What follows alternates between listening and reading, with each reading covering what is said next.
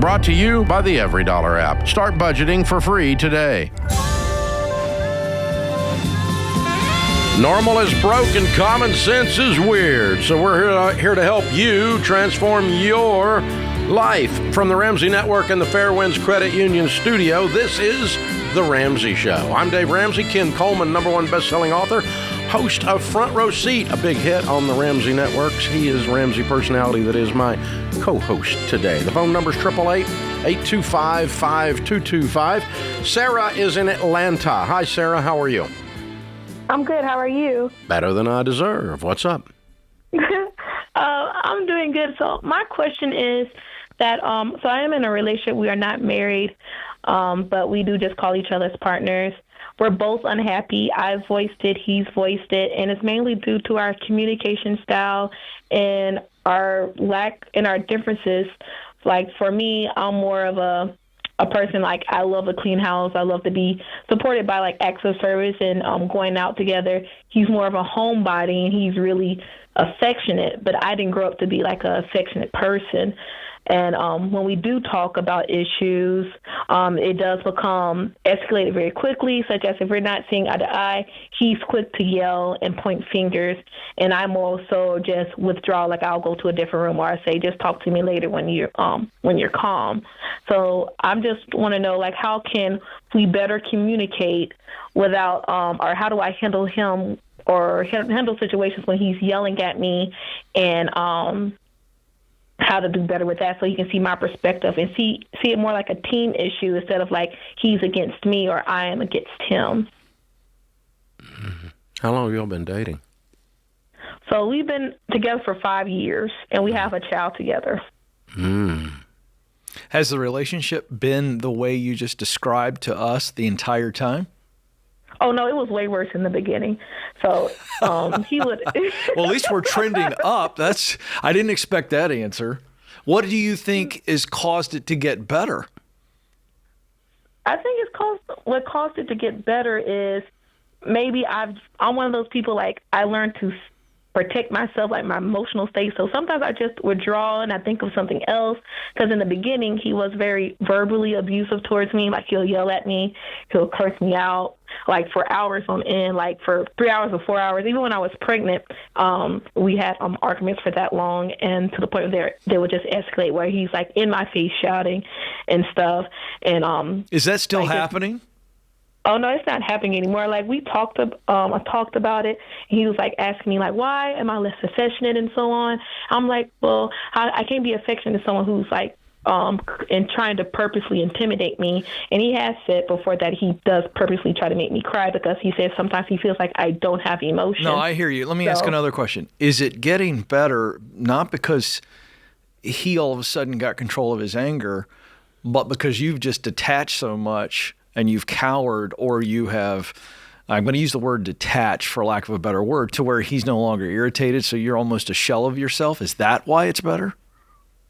I feel like it's better because I feel like it's a little bit of both. I feel like me detaching and taking my emotions away from the situation has made me handle the situations better, such as telling him, like, I'm not going to talk to him when he's yelling at me, or just walking away. That has worked out for me, because he seems like he finally got the message. Like, if he talks to me bottom that way, line is you all suck at interpersonal relationships. Yeah. Both of you. Okay. Mm-hmm. And you, because you won't set a boundary, you should never let anyone treat you the way you've been treated under any circumstances. Yeah. Period. And so if you were my daughter, I would have removed you from that house and left him in duct tape. Oh. You ain't yelling at my kid. This is ridiculous. Okay? It's ridiculous. Mm-hmm. No one should be treated the way you've been treated, and you should never allow someone to treat you the way you've been treated. And so that should have stopped the very first time it happened, not 5 years ago. So the only shot you guys have got, if you have one, is to sit down with a good coach, a good counselor. We're not that. I'm just an old guy that's been married 43 years, and I don't yell at my wife. Not if I want to live. And so she's a hillbilly woman. Frying pan throwing from East Tennessee is an Olympic event. So we don't do that stuff. So, we get angry, we have arguments, but we don't treat each other that way. And so Right. you guys need to sit down with a good marriage counselor, go see a good pastor at a local church, and begin to get some guidance through. You've got in-depth relational training that you need to do. You've got some of the verbiage around it, so you've been reading or doing something. So, you've picked up a few things along the way. But I don't think on a one phone call on a podcast that two old dudes can tell you how to fix all Hey, this. whoa, easy with the old. I don't know that I'm going to accept that label. Hey, Compared to her. fair. Final thing I would say in encouragement, very much because you're not married, I think I would throw a really strong ultimatum. The line is drawn in the sand today, as soon as this call is over. And that's what you're going to say to him. Either you go and sit in therapy with me and we sit there until a professional says that we have the tools to actually be healthy, then I'm no longer going to be in a relationship with you. That would be the one piece of advice. I would drop that today. Draw the line. It stops. Yeah. And one way this goes forward, healing through therapy. That's it. Sit down with a good marriage counselor. And a good pastor can recommend that or have it on staff. They can help you with this and get somebody in your life, kiddo, that can guide you to. Because neither one of you had people around you up to this point that would teach you that stuff. Because this is a really dysfunctional situation. It's not fair to either one of you. It's not fair to him to keep acting like that and think he can get away with it in society. And it's not fair to you, obviously, for all the reasons. So, and guys, Sharon and I, after we've been married 10 years, we've been married 43. We spent about 3 years in the marriage counselor's office. That was about 3 years after we went broke. When we went broke, we couldn't afford. Yeah. Instead, we're just angry all the time. But finally we got a little bit of money and we're like, okay, we got to work on this. And the marriage counselor for me, I was telling Deloney this the other day. It was not, people are like, I don't need therapy. I don't need counseling. Well, I didn't really. What I needed was a tutor. What I needed was a relationship tutor. Yeah. Someone to teach me how to talk to my wife, how to hear my wife, how to hear my own heart. It's a relationship tutor. I like the tutor. You know what it also And if you want to does? call it It's a mirror. I was like I was going to school. Yeah, I felt that's like I right. was going to class. Yeah. That's what I was doing. And I learned a lot during those 3 years. Some of it I spout back at you people, but when you call in here. But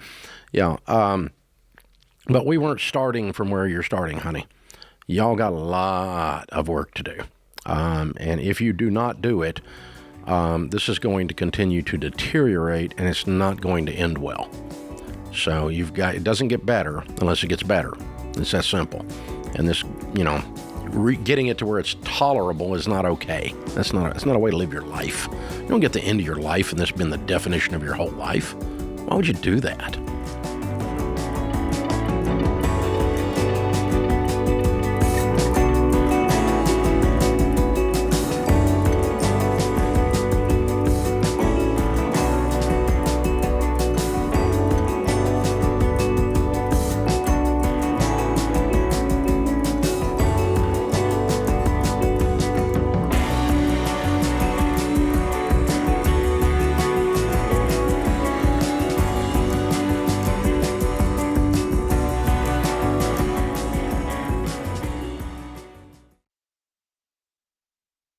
If you missed open enrollment, don't panic. Most health plans lock you out for the year if you didn't sign up by December. But Christian Healthcare Ministries lets you join anytime. CHM offers a simple, flexible, and budget-friendly alternative to health insurance, and you can join anytime. That's right. No open enrollment deadlines. CHM is perfect if you're self-employed, starting a business, or in between jobs because it gives you options without those out-of-control COBRA costs. And CHM isn't insurance. It's a community of believers coming together to share medical bills and pray for one another. That's real peace of mind. You're not just sharing costs, you are sharing community. And families have trusted CHM since 1981 with billions of dollars in medical bills shared. You can see any doctor or hospital you want with no network restrictions, and members say that they often save hundreds of dollars a month month compared to traditional insurance. So make a change that fits your budget and your values. Check out chministries.org/budget to learn more. That's chministries.org/budget.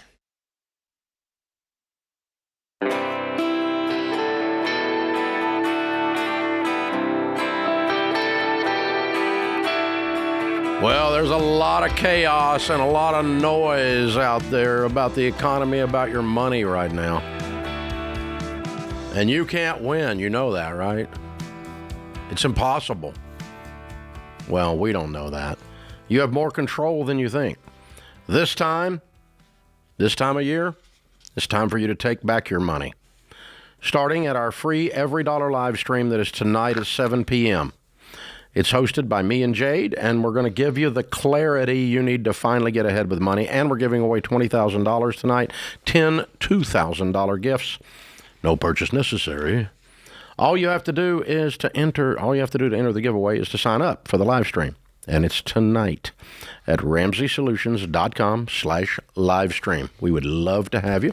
There's several 100,000 of you have already registered, and we've got between 2,000 and 3,000 folks going to be in the Ramsey Event Center with us as we're doing it live. A bunch of them already sitting outside here watching the show today. So there we go. It's going to be a lot of fun. You guys, look forward to having you. All right, Hannah is with us in Tampa, Florida. Hi, Hannah. How are you?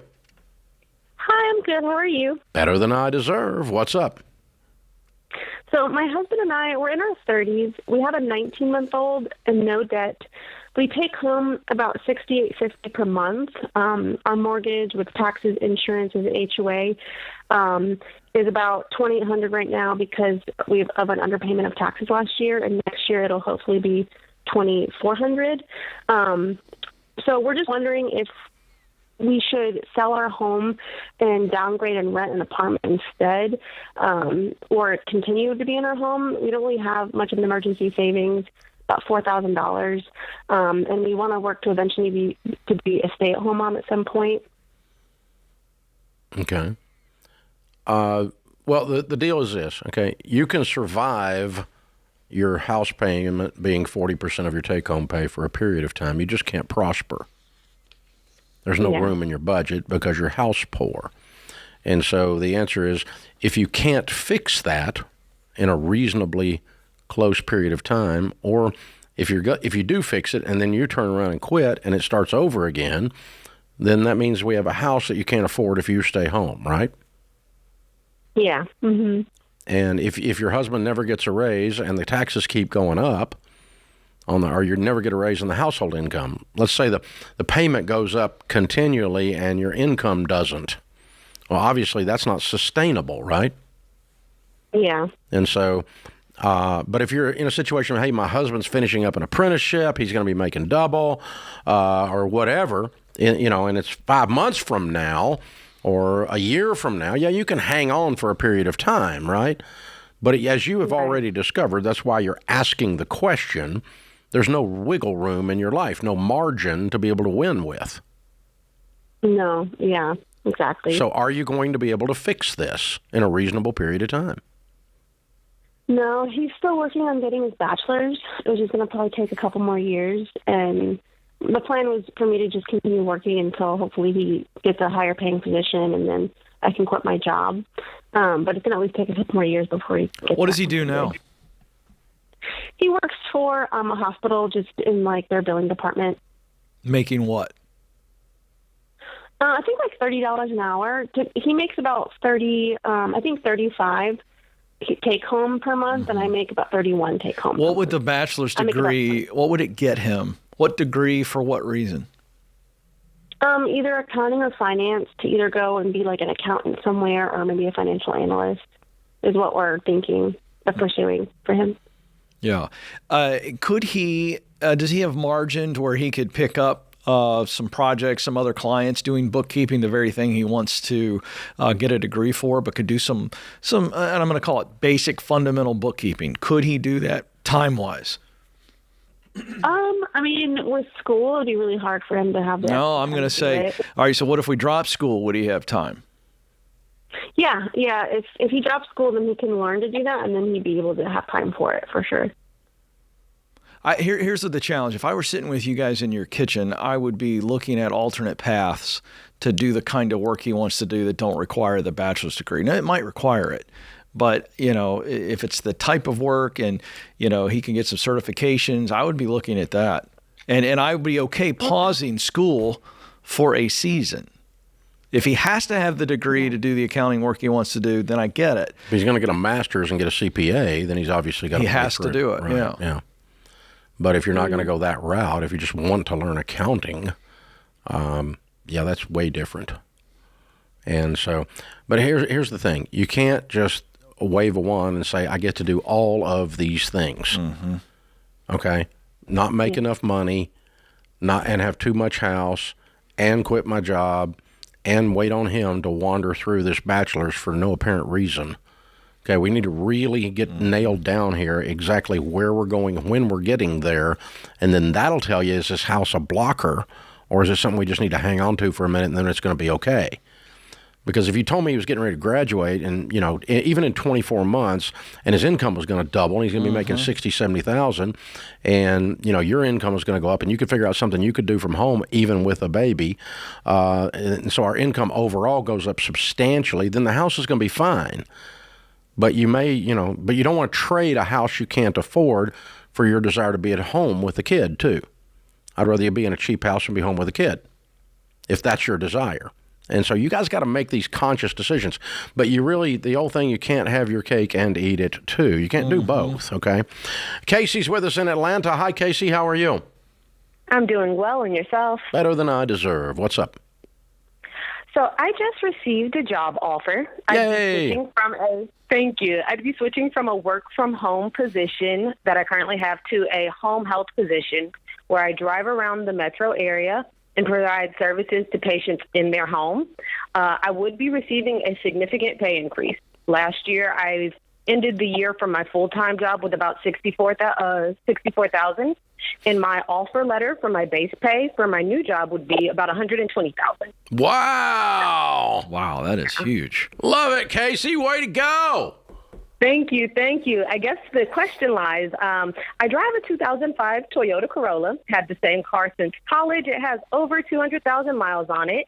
And the question lies in, would you still recommend only $1,000 in emergency savings and then pouring my extra into my student loan debt?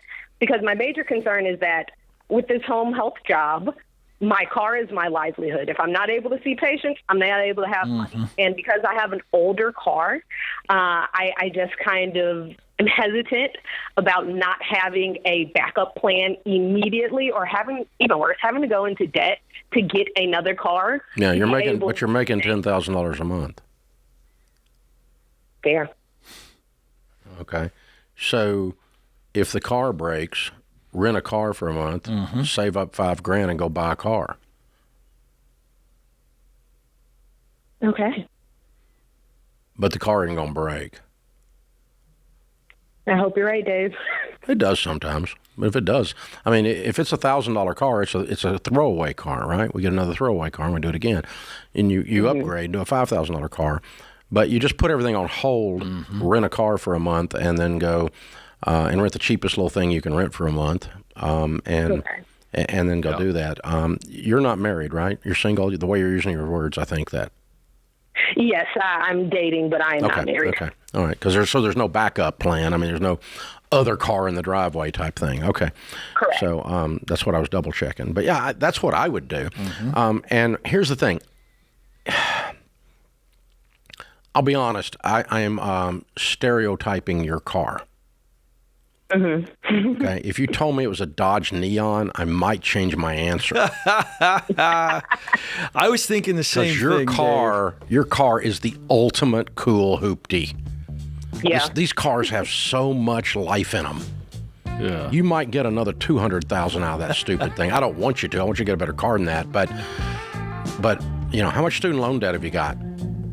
$73,000. Oh man. Yeah, you're going to be done with that in about 18 months and move it up in car. I like it. Casey, congratulations. Well done. That's what I would do. She's got to drive around Atlanta. I just want to point out, having lived there for 11 years, if you go to hell and you live in the South, you have to go through Atlanta. Yeah. It's just the worst driving around. So we'll pray for her. Absolutely.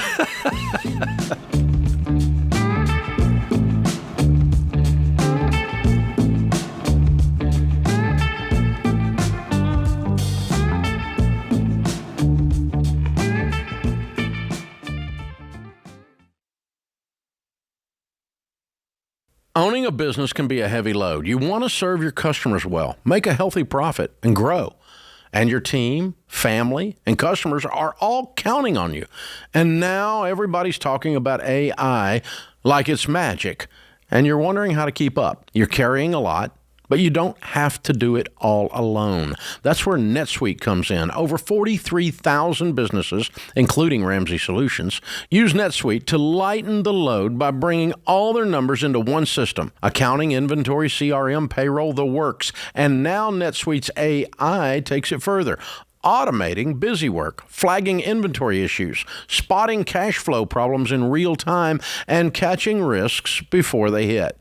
So you're not just closing the books faster, you're making decisions confidently. And when your numbers are right, that takes a lot of pressure off your shoulders. And yeah, switching systems is a big move, but NetSuite's Suite Success process gets you up and running fast.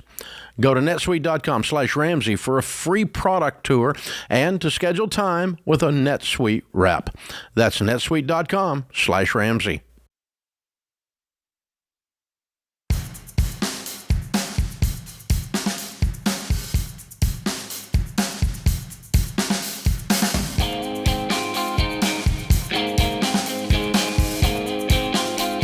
Wayne is in Indiana. Hey, Wayne, how are you?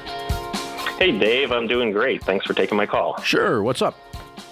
Well, first off, I should just say that I am signed up for the live stream tonight. Awesome. Thank you. I'm really looking forward to that. Thank you. So I know you have a background in real estate and you've run your own business for literally decades. So I'm hoping you might have some useful advice for me. I'll try. My wife and I have been married for a few years, and frankly, I refuse to merge our finances because I find her financial habits to be pretty chaotic. And it's largely a function of her work. She is a real estate agent and has been doing that for over 10 years. We tried to speak about this a few times, but it generally ends in tears and not a whole lot changes. So I'm just looking for, any helpful advice you might have on how to untangle the business from the personal life and, how to make meaningful changes in that regard. Okay. Now, you understand that when you sell real estate, your income, by definition, is straight commission and is chaotic. Yes, I understand that. That's not what you're talking about. No. Okay. No, I'm not talking about like the fluctuations in okay. All right. Just making income, sure. But there are certainly fluctuations. Yeah, okay. Yeah. Right. No, I just mean like. So basically, a real estate agent is what we call 1099 or an independent subcontractor. So they run their own business. Each real estate agent runs and owns their own business, and has to pay taxes as a sole proprietorship, or some of them actually build an LLC for a crew. For a team, okay? And so what she should do, and anytime you open a business, even if it's a solopreneur, a single person, is you open a separate checking account for the business. It can even be just a sole proprietorship. It doesn't have to be incorporated. You don't even have to get a tax number. You can use your Social Security number. So it would be Wayne's wife, DBA, doing business as Wayne's wife's real estate. Okay, whatever the name is, right? Mm-hmm. And it's just open in her social. And you can put your name on the account as well, but that you have a separate account. Then 100% of the business expenses only come out of that account. So when she gets ready to pay her MLS dues, her real estate dues, when she gets ready to buy signs or ads or pay for a drone to get ready to stage a house, whatever it is that she's doing to sell the house, those are business expenses. Groceries do not come out of that. Mm-hmm. Electricity for your home does not come out of that. It's only business expenses, and business expenses never come out of the personal account. They need to be separated. This is good business, regardless of your frustration. Yeah. Okay? Because it's very difficult for her to do her taxes if you have to go and unravel your personal checkbook and pull out your business expenses one at a time at the end of the year. Yeah, and that's what she's been doing. I know. That's what most of them do. And it sucks. Okay? Yeah. And it's horrible. So, one of the things when we're coaching Ramsey Trusted Real Estate Agents, we teach them to run the back office, so to speak, the business aspect of their business. And part of that is basic accounting. So if you only take business expenses out of that account, and the only thing you put into that account are real estate commissions, by definition, what's left in that account is called profit. Sure. And out of that profit, you can leave some to cover some of the expenses next month, and you can bring some home. When you bring some home is when I would hold back a fourth of it for taxes. Mm-hmm. Because you've got your income taxes and you got 15.3, both sides of FICA. Yeah. Okay? And so you set aside 25%, you're going to be really close unless she's making $500,000 a year, and then it's not enough. But if you set aside 25% of your money you pull out that's profits into another account, then she can file her quarterly estimates, which she's probably also not doing. Yeah, that not. Yeah, and getting penalized every stinking year for not filing the quarterly estimates. It's costing y'all a lot of money, this disorganization. Okay? Yeah. It's costing her a lot of money. Just definitely. because we're not doing, and this is 6th grade math. It's just a matter of the discipline of separation is all it is. So we run the business over there like we're running it for someone else emotionally. And then when it has some profit, we take some out, bring it home, hold the taxes out, and then we've got some money to add to the household budget and the household goals. Mm-hmm. But until that happens, until there's a profit in that account, she's not made money in the real estate business. How many houses is she selling a year? I'd say 15. She's making a little money. She's not making much. Yeah. Her expenses are eating up a bunch of that. Mm-hmm. But yeah, we don't even know that because we're not doing a good job of keeping the accounting. Yeah. Yeah. So this is an accounting and a business acumen, a business function. Now, I don't know how to emotionally get her to do that, but that's the proper way a residential real estate agent should handle their business, or for that matter, any solopreneur out there. Yeah, and my advice is I have to bet that, Wayne, you're the nerd of the family. Oh, I think that's safe. And I think that if she's open to you helping, you do exactly what Dave just told you to do, and you lead on this. And it sounds like the tears, the stuff that keeps coming up from the tears is just the frustration between the two of you on this. So I think Dave just gave you a very simple but actually effective blueprint. And this is where you come in, not like the guy on the white horse who's the hero, makes her feel bad. But go, you know what, babe, I've not supported you the way I need to support you, and I can do this. I'm wired for this. I called Dave. I got a plan. And if she doesn't have any problem with this, I think this is easily solved. But you got to lead. She may not be confident of her competence to do this. And that would be true of a lot of people. So, there are some nerds that sell residential real estate, but most of them aren't. Mm-hmm. Most of them. I mean, this is an industry that has glamour shots on their business card.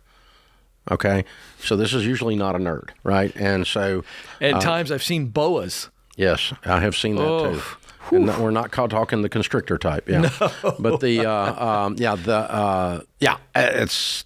So it may be that she's not got the detailed wiring that you have, Wayne, or even that I have, that'll force you to do that in order to get the business run properly.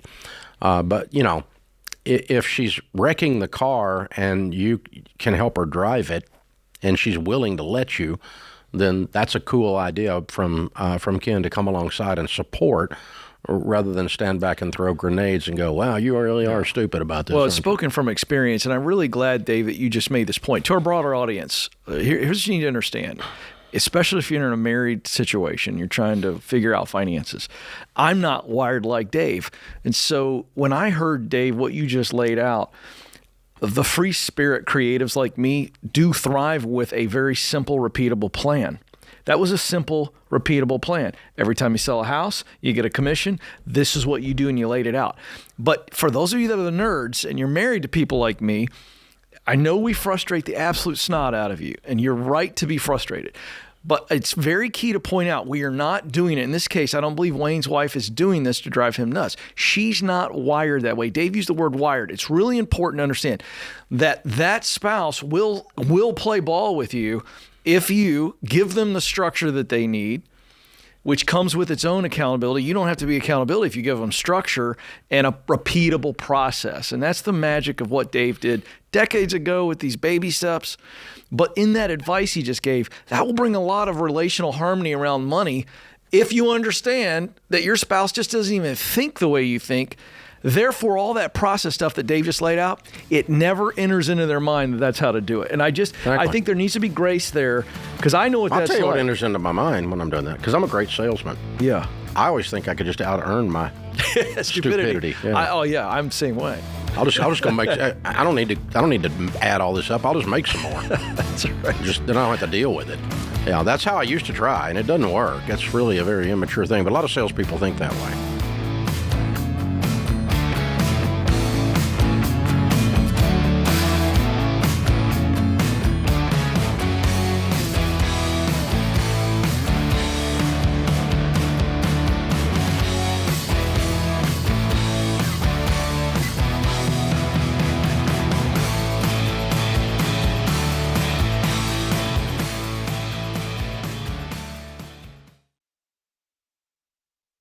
The calendar might have flipped, but the way to win with money hasn't changed. Living on a budget, staying out of debt, and building wealth intentionally. Now, here's the deal. Most banks make their money when you don't do that. They're fine if you stay broke and frustrated. And that's why I recommend Fair Winds Credit Union. They actually want you to win with money.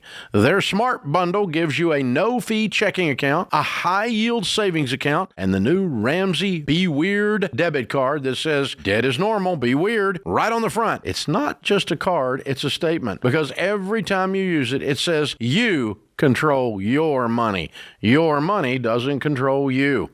So this year, stick to your plan, don't chase gimmicks or points, and partner with a credit union that helps you make progress in the baby steps. Visit fairwinds.org/Ramsey to take control of your money and stay weird. Fairwinds is federally insured by the NCUA.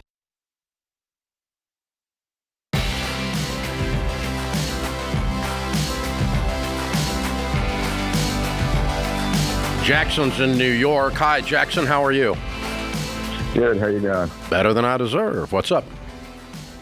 So I recently, maybe not recently, a few months ago, came into a large inheritance from my parents. Wow. And I'm just wondering what to do with it.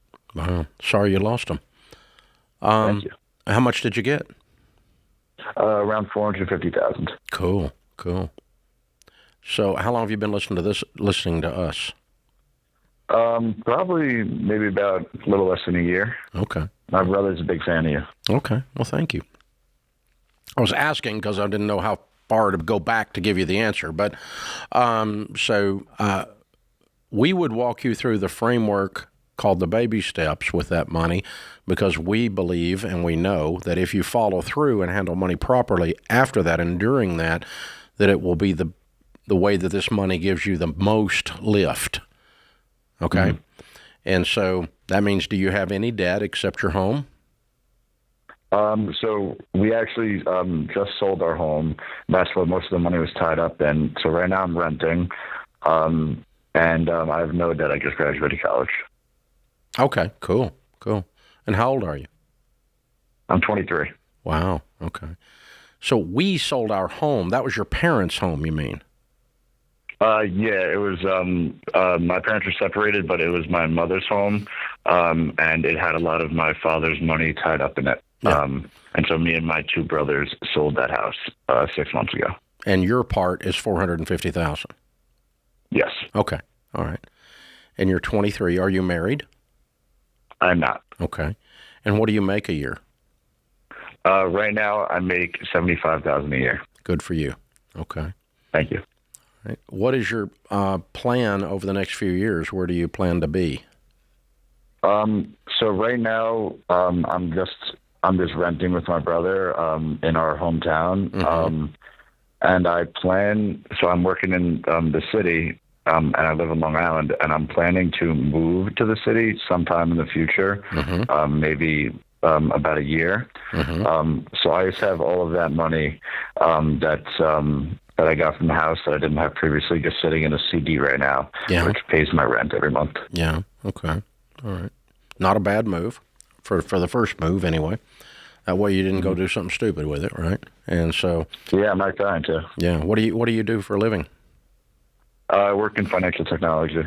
Okay. Good. Well, you're very early in your career, so I predict your income will go up pretty dramatically in the next 7 years. Would that be a fair prediction? I'd say so. Yeah. Yes. And I also predict that the $450,000 could grow a lot in the next 7 years. Like if it was invested at market rates, it would double in about 7 years and be about $900. $450 will not buy anything in the city. Would you agree with that? Yes. Not paid for. I mean, you could put it as a down payment, but you couldn't pay for it. And you don't really make enough to pay a payment and put $450 down in the city, hardly. So you're probably renting if you're living New York, Manhattan lifestyle, right? So right now I'm on Long Island. I know, but you said you're moving to the city. Yes, but I will be renting, yes. Yeah, that's what you told me. Yeah, so I'm projecting what to do. In other words, we're not going to use this to buy a house because we can't pay cash for it with your current plan. Absolutely. Okay. So given that, I'm going to tell you to go to RamseySolutions.com, click on SmartVestor Pro, sit down with one of the people that we recommend and start learning about investing. Okay? And put it in some good growth stock mutual funds and continue to keep your dadgum hands off of it. That's been very wise on your part. Very wise. Beyond your years wise. And so leave it alone, pretend like you don't have it. And just use your income and live off your income barely, which you barely can living in the city, okay? And just let this money grow. Because if you don't touch it, it will double every 7 years. Sounds good to me. That's about the averages, okay? Now, so so the S&P 500, have you ever heard of that? Absolutely. Okay, that's basically the bellwether, the mark of what the stock market has done. Closed the year for 2025 up 16%. It closed the year before up 26%. It closed the year before up 25%. It averages throughout its lifetime a little over 11, up close to 12%. That's the average. But in the last 3 years, it's done 67% total. So while you had this sitting in a CD making 3%, it should have made 5 times as much. Okay, so I don't want you doing that next year. I want it to be in a good investment instead of in a CD. Understood. So go over there and learn about it with a good SmartVestor Pro, and don't put money in something because I said to or someone else said to, but because you start to understand it. And I've got a feeling after talking to you, you'll be able to understand it. Yeah. I think so. Yeah, this is don't forget something. This is a massive head start for you. And so when Dave's preaching discipline, it's because we realize how much of a massive head start this is for a 23-year-old who's very upwardly mobile in his profession. So and just leave it alone. You're so wise. I mean, you didn't call me up and say I need to buy a Lamborghini. You know, I mean, because I would have smacked you sideways. I mean, you know, for your own sake. You know, you're just a sharp 23-year-old. And, you know, talking to these guys like this is why I've become such a huge fan, and I've got them on our team here of these Gen Zs. There's so many of these Jacksons in the Gen Z. That's right. You know, I'm not saying he should do this, Dave. I'll throw this out to see what you think about this. But my head, when you were talking, I tried to put myself in his position at 23, no debt, and now he's going to be in really good shape. I would say a small amount of money I would consider a small, but enough to make an impact. Give it to somebody. Oh, yeah, sure. I think it's so really rewarding when we come into money, whether we earn it or it's a gift, and to think about how to bless somebody that you would not have been able to bless before, I'm going to tell you it's a really great way to begin to appreciate the power of money, not just from compound interest that we teach, but as you teach, and you've been making it so clear for so long, live like no one else so that later you can live and give. And that is such a key thing. And in this case, I think he could bless somebody with some amount. I think that'd be a brilliant idea. Kyle is in Atlanta. Hey, Kyle, how are you? Hi, how are you? Better than I deserve. How can we help? Yeah, so I'm actually post-college. I graduated about 7 months ago. And currently my situation is I have 2 credit cards. Now, I know that that isn't great. And however, I am looking at an opportunity to consolidate those to one credit card that is attached to my current bank with a much lower interest rate because I want to pay it off and be done with it. I don't want to deal with credit cards anymore. What's the balance on the cards? One of them is $2,300 and the other one is a little shy of $1,200. Okay. And what is your current interest rate? From what I was understanding yesterday, I think it was 20-something. And what is the new interest rate? The new one's 6 to 8%. Okay, all right. So you're going to save about $350, $375 a year. Right. That's right. okay. That's okay.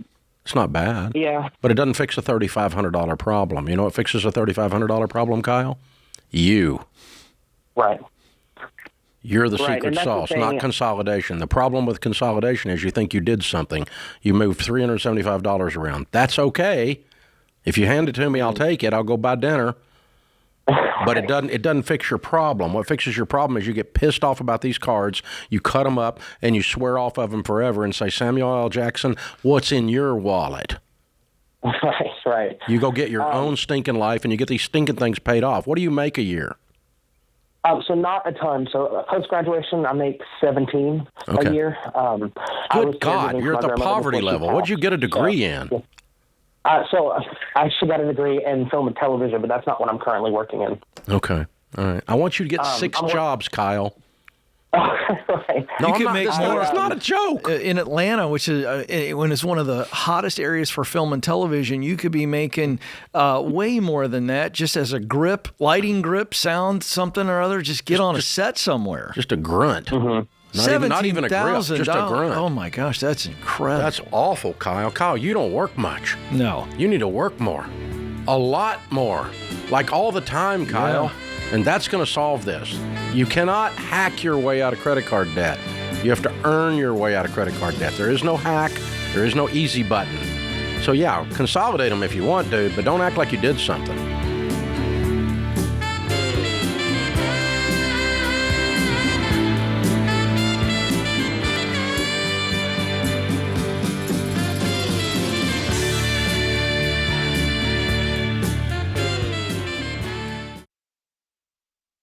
If you're waking up tired every morning, you don't need more caffeine, you need better rest. And that's why Casper mattresses are engineered to help you sleep deeper and wake up refreshed. And this isn't just one George's opinion. Thousands of 5-star reviews prove it. Plus, Casper mattresses ship free and come with a 100-night trial, so you've got nothing to lose. Sleep is a must, and you deserve the best. So go to Casper.com/Ramsey and use promo code Ramsey for 25% off mattresses and 10% off everything else. That gives you up to $1,200 off the SnowMax mattress, which is the exact one I sleep on every night. That's Casper.com/Ramsey, code Ramsey. Exclusions apply.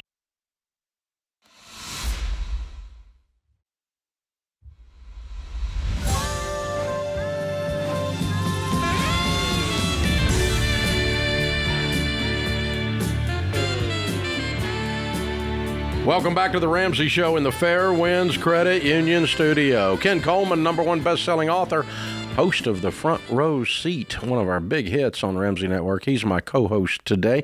Open phones at 888-825-5225. Heather's in Fort Myers. Hey, Heather, what's up? Hi, how are you? It's an honor to speak with you. You too. How can I help? Yes. Okay. Dave, I am rebuilding my life after my husband of 30 years walked away from our marriage. Wow. Since then, yeah. Sorry. No, it's okay. Since then, I have furthered my education, and I received my nursing degree. Good for you. And there's a lot more backstory, but we don't have enough time for that. Good for you. But Thank you. I'm 54 years old, and I'm single, and I work as a registered nurse. Yearly, I am making $90K. Good for you. I have just under $100K in my work 403. I contribute 20%, and my work contributes the 5%. And in my high yield savings account, I have $170K. I have zero debt, no student loans. However, I rent because I'm just not sure at this point in my life, like what my next step is going to be. Where How long ago was the divorce? It's been 4 years. Okay, you're amazing. You've done a great job recovering. Congratulations. Yeah. Well, it's definitely been it's unbelievable. It's a tragedy, but you pulled it off, warrior girl.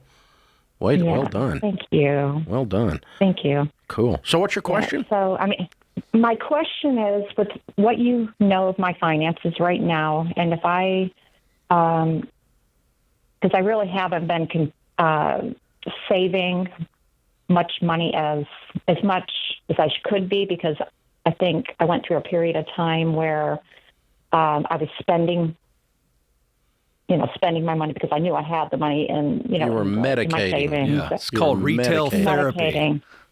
Yeah, that's okay. That's exactly. That's in the rearview mirror. Help people and good. Yeah, so I'm really this year I'm wanting to maximize as much as I can. I love it. So I want to maybe own my own home or a condo, but I just don't know at this point. Where am I going to be? Am I going to stay in Florida? Am I going back to Tennessee? Because I lived in East Tennessee. So what would you recommend? What more can I do to secure my future? And am I going to have enough money to retire if I, because I don't know. You're going to have plenty of money to retire. You're going to be fine. You're going to retire a multimillionaire. Okay. Okay. That's what the math says. Okay. I didn't just make that up. The math says that, okay? So let me walk you through. There's two things that we need to do. We need to maximize investing, and we need to get a house and get it paid for. Yes. Okay. That's definitely what I want to do. And so if you're 11 years from today and you're sitting in a paid-for house and you've been putting away $25,000 or $30,000 a year during that time, you're going to have millions of dollars. All right. Okay. So, and the way you'll know that is you need to sit down with someone and help do the calculations and help figure out how to do the investing and what to do. The only question on the horizon is which city you're going to be in, and as soon as you make that decision, buy a house. Yes. With that 170. Well, it's either going to be the Cape. It's either Florida or East Tennessee. Possibly. Yeah. So, once you decide, and you don't have to decide today on this call, but once you decide, take the 170 and go buy a house. Okay. Yeah. And then sit down with a Ramsey SmartVestor Pro. Go to RamseySolutions.com, click on SmartVestor, find someone in your area, sit down, talk to them. In order for us to send people to them, they don't work for us, okay? They're independent people. They're in the investment business. I'm not in the investment business. I'm in the education business. So, but in order for that, they have to have the heart of a teacher or they don't get Ramsey the name on them, okay? And meaning they're going to teach you how to do this investing. You're going to understand it and you're going to decide. But if you put this in good growth stock mutual funds and you average market returns, you're going to have, several $1 million going into your 70s and a paid-for house. Okay. If you stay diligent and stay on this. Yes. Now, if you go back to retail therapy and start blowing everything, then you can't act like you're in Congress, right? Okay. So, correct. but I don't think you're going to, because I think you just went through a tragedy. You went through a horrible time. You've got that in the rearview mirror. You've worked your way through all the parts of that, and now the future's bright, and we need shades. Yeah, and you're young. Yeah, and I mean that. And I think here's what I would encourage you. This isn't a challenge. You don't need to be challenged, but I would encourage you to make the decision about where you want to live based on what kind of life you desire. Not a safe choice. Because I'm from East Tennessee, and again, I'm not anti-East Tennessee. I'm sitting next to, Mr. Tennessee here. I love Tennessee. I want to be here for the long haul. But I do think in someone in your position, having come through what you've come through and financially where do you want to be when you're 65? You got to choose your future because you actually are in a position to do so because of that great degree. Yeah. And now you are highly sought after anywhere in the United States. So choose the place you want to be and then let the rest of the future take care of itself because financially – you're going to be fine if you do what you've been doing. Yeah, you keep making this kind of money and you start socking away $30,000 a year, which you can do in either one of those locales. And you can even make more if you wanted to work more because there's all kinds of ER opportunities and everything else for you to go get, you can just work all the time if you want to. And I'm not suggesting that, but if you want to pile up some money, you can do it in your world. That's the beauty of that degree. You can work all the freaking time. That's the truth. And you can get some bargains in Florida right now. It's resetting. Real estate is resetting in some parts of Florida. Really? Okay. Not complete, not a crash, but we're seeing some prices that can be favorable. And again, you teach this, if you get in a soft moment, I don't think Florida's going to be long-term a bad place to invest in a house. Yeah, absolutely. Absolutely. Very cool. So, I mean, like, Ken, you remember during COVID, we had these travel nurses coming in here. Oh. And they had worked like a year on the road during COVID. They were getting COVID pay and travel pay. And they were making like $400,000 and $500,000 as a nurse. I was on with you one day when we took a call from a gal who had made about that kind of money. In 1 year. 1 year. Yeah, and it's not out there today.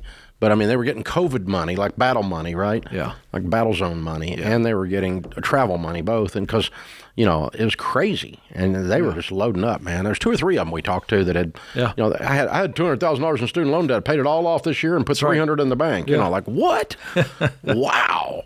So it's a wonderful career field because it gives you lots of opportunities and choices and things. So, and, when you go through something like a divorce after 30-year marriage, recovering from that is not a bounce back. No. That's a claw out. Oof, yeah. I mean, that's a healing process to get to where you're as solid as she is talking to her. Yeah. I mean, she's solid. Yeah. Very, very neat. Congratulations. I'm very proud of you.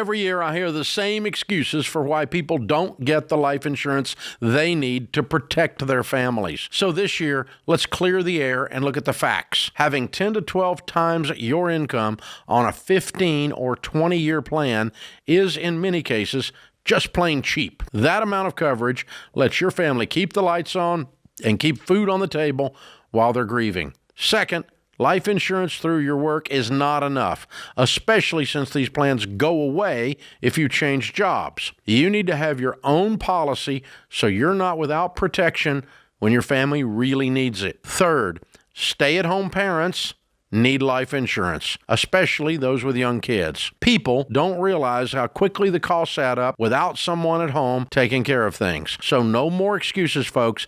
Get the protection your family needs. Go to Xander.com or call 800-356-4282. They've been my choice for all my insurance for over 25 years and are the only people I trust.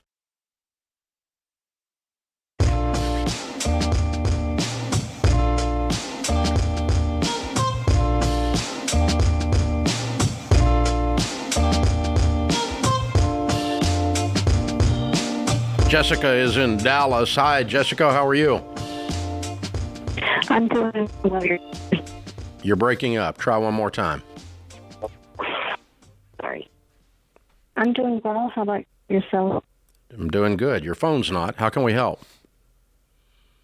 Yeah, I was just wanting to just get some advice on what's realistic and what's not. I just need like an outsider opinion. About what?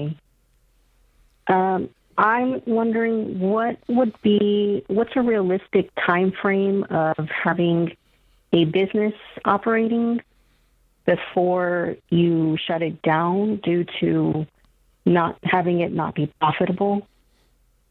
Okay. What kind of business? It's a lawn care business. Should be profitable the first month. Why isn't it profitable? I don't know. It's not a lot of jobs coming in, I guess.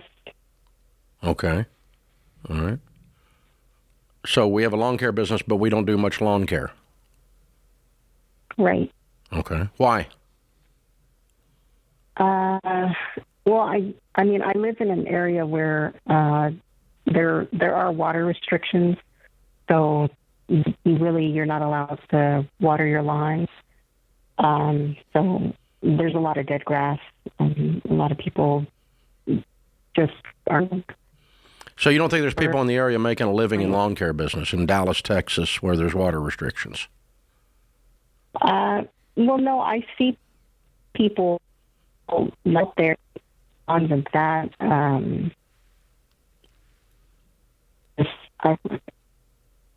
I lost all of that. Try again.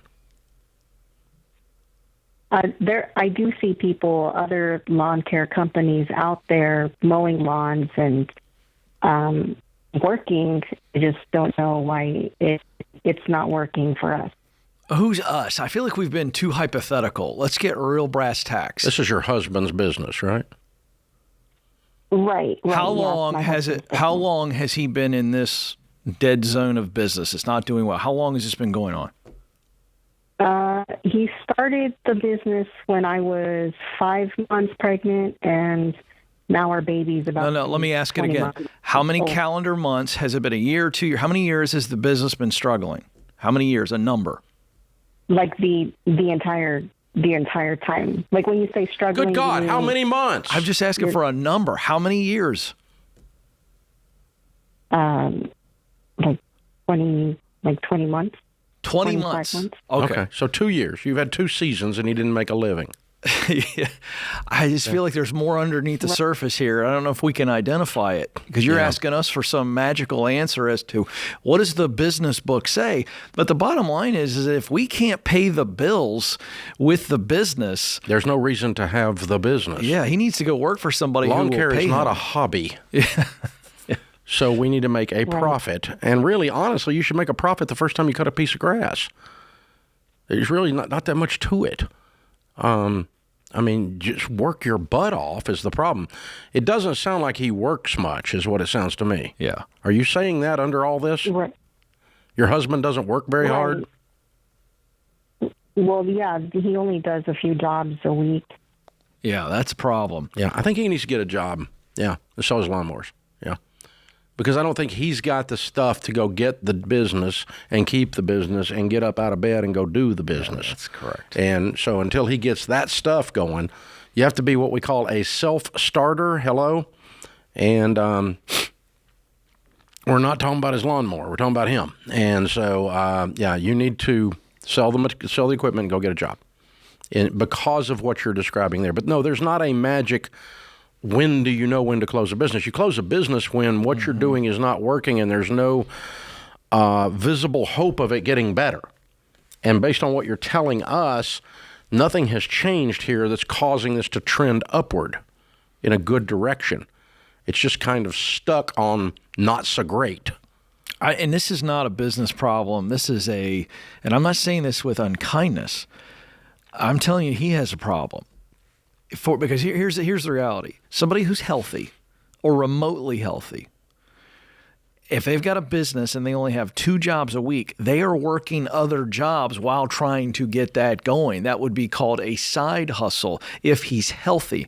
So something's going on inside of him, with him, that is the source of this problem. It's not the lawn care business and it's not the watering restrictions. Now that's the hard truth, but that's the reality of you two have to have a marriage conversation. Yeah. Throw out the Nintendo. Yeah. I mean, am I right, Dave? You've done this a long time. There are reasons why a guy won't get out and work. There's something There's always something there. I mean, it's not my generation, but some generations I hear have a Nintendo problem. But Call of Duty, but the wrong call and the wrong duty. Yeah. Oh, well done. Yes, well played, Dave. It's almost like you have a radio show. Steve's in Washington. Hey, Steve, what's up? Hey, gents. Thank you for taking my call. Sure, man. Well, how can we help? Yeah, first of all, thanks for being you. You both impacted my life greatly. So thank you. I really appreciate it.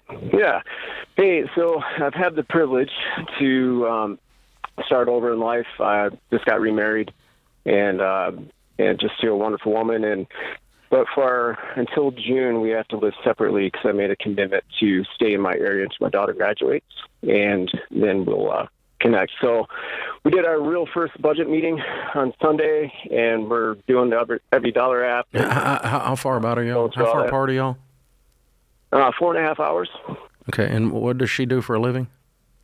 She works for the Department of Justice. Okay, and what do you do?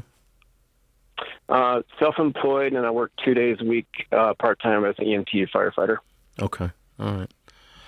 Okay, wow. Yep. All right, so you got 4 months of, wow. What's your business? It's the weirdest newlywed year ever. Yeah.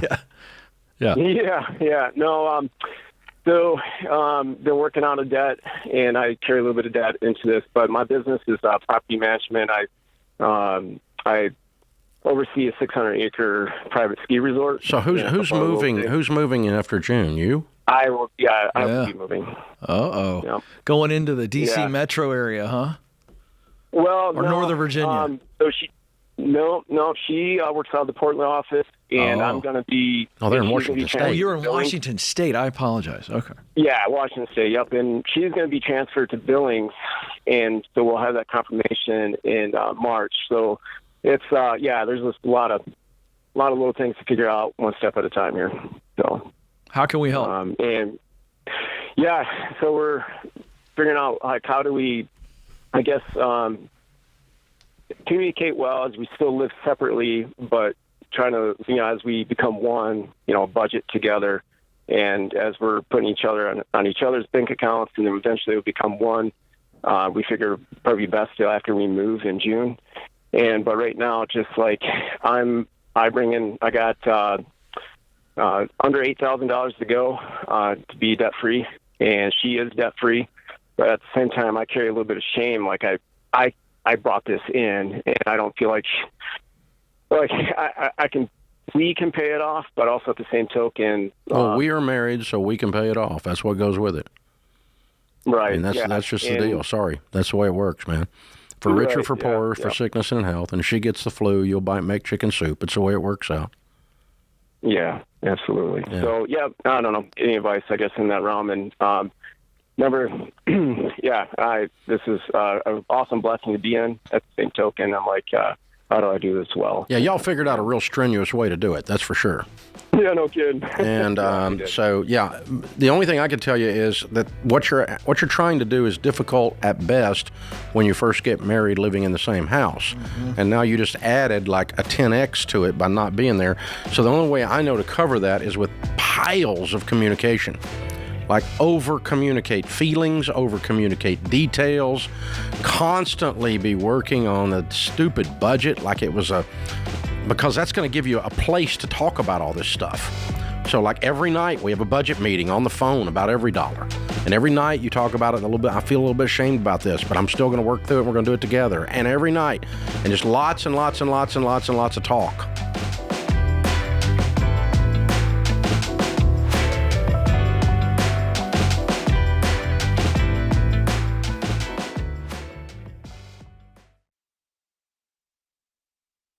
With interest rates finally dropping, now could be the window you've been waiting for to buy a home or refinance. But don't just rush in blind. Sit down with someone at Churchill Mortgage who will tell you the truth and walk you through a plan to position you better for long-term success. Listen, markets go up and down. That's nothing new. But the fact remains, building equity through home ownership is still one of the best ways for Americans to create safety and security in their lives. That's why I've recommended Churchill for decades. Their team of trusted advisors helps you build a simple, clear plan to buy or refinance a home the smart way. So don't let the market or headlines or experts on the internet tell you when you're ready to buy or refinance a home. You can decide that with guidance from a team who actually cares about your future. Go to ChurchillMortgage.com today and start your plan. This is a paid advertisement. NMLS ID 1591. NMLSConsumerAccess.org. Equal housing lender.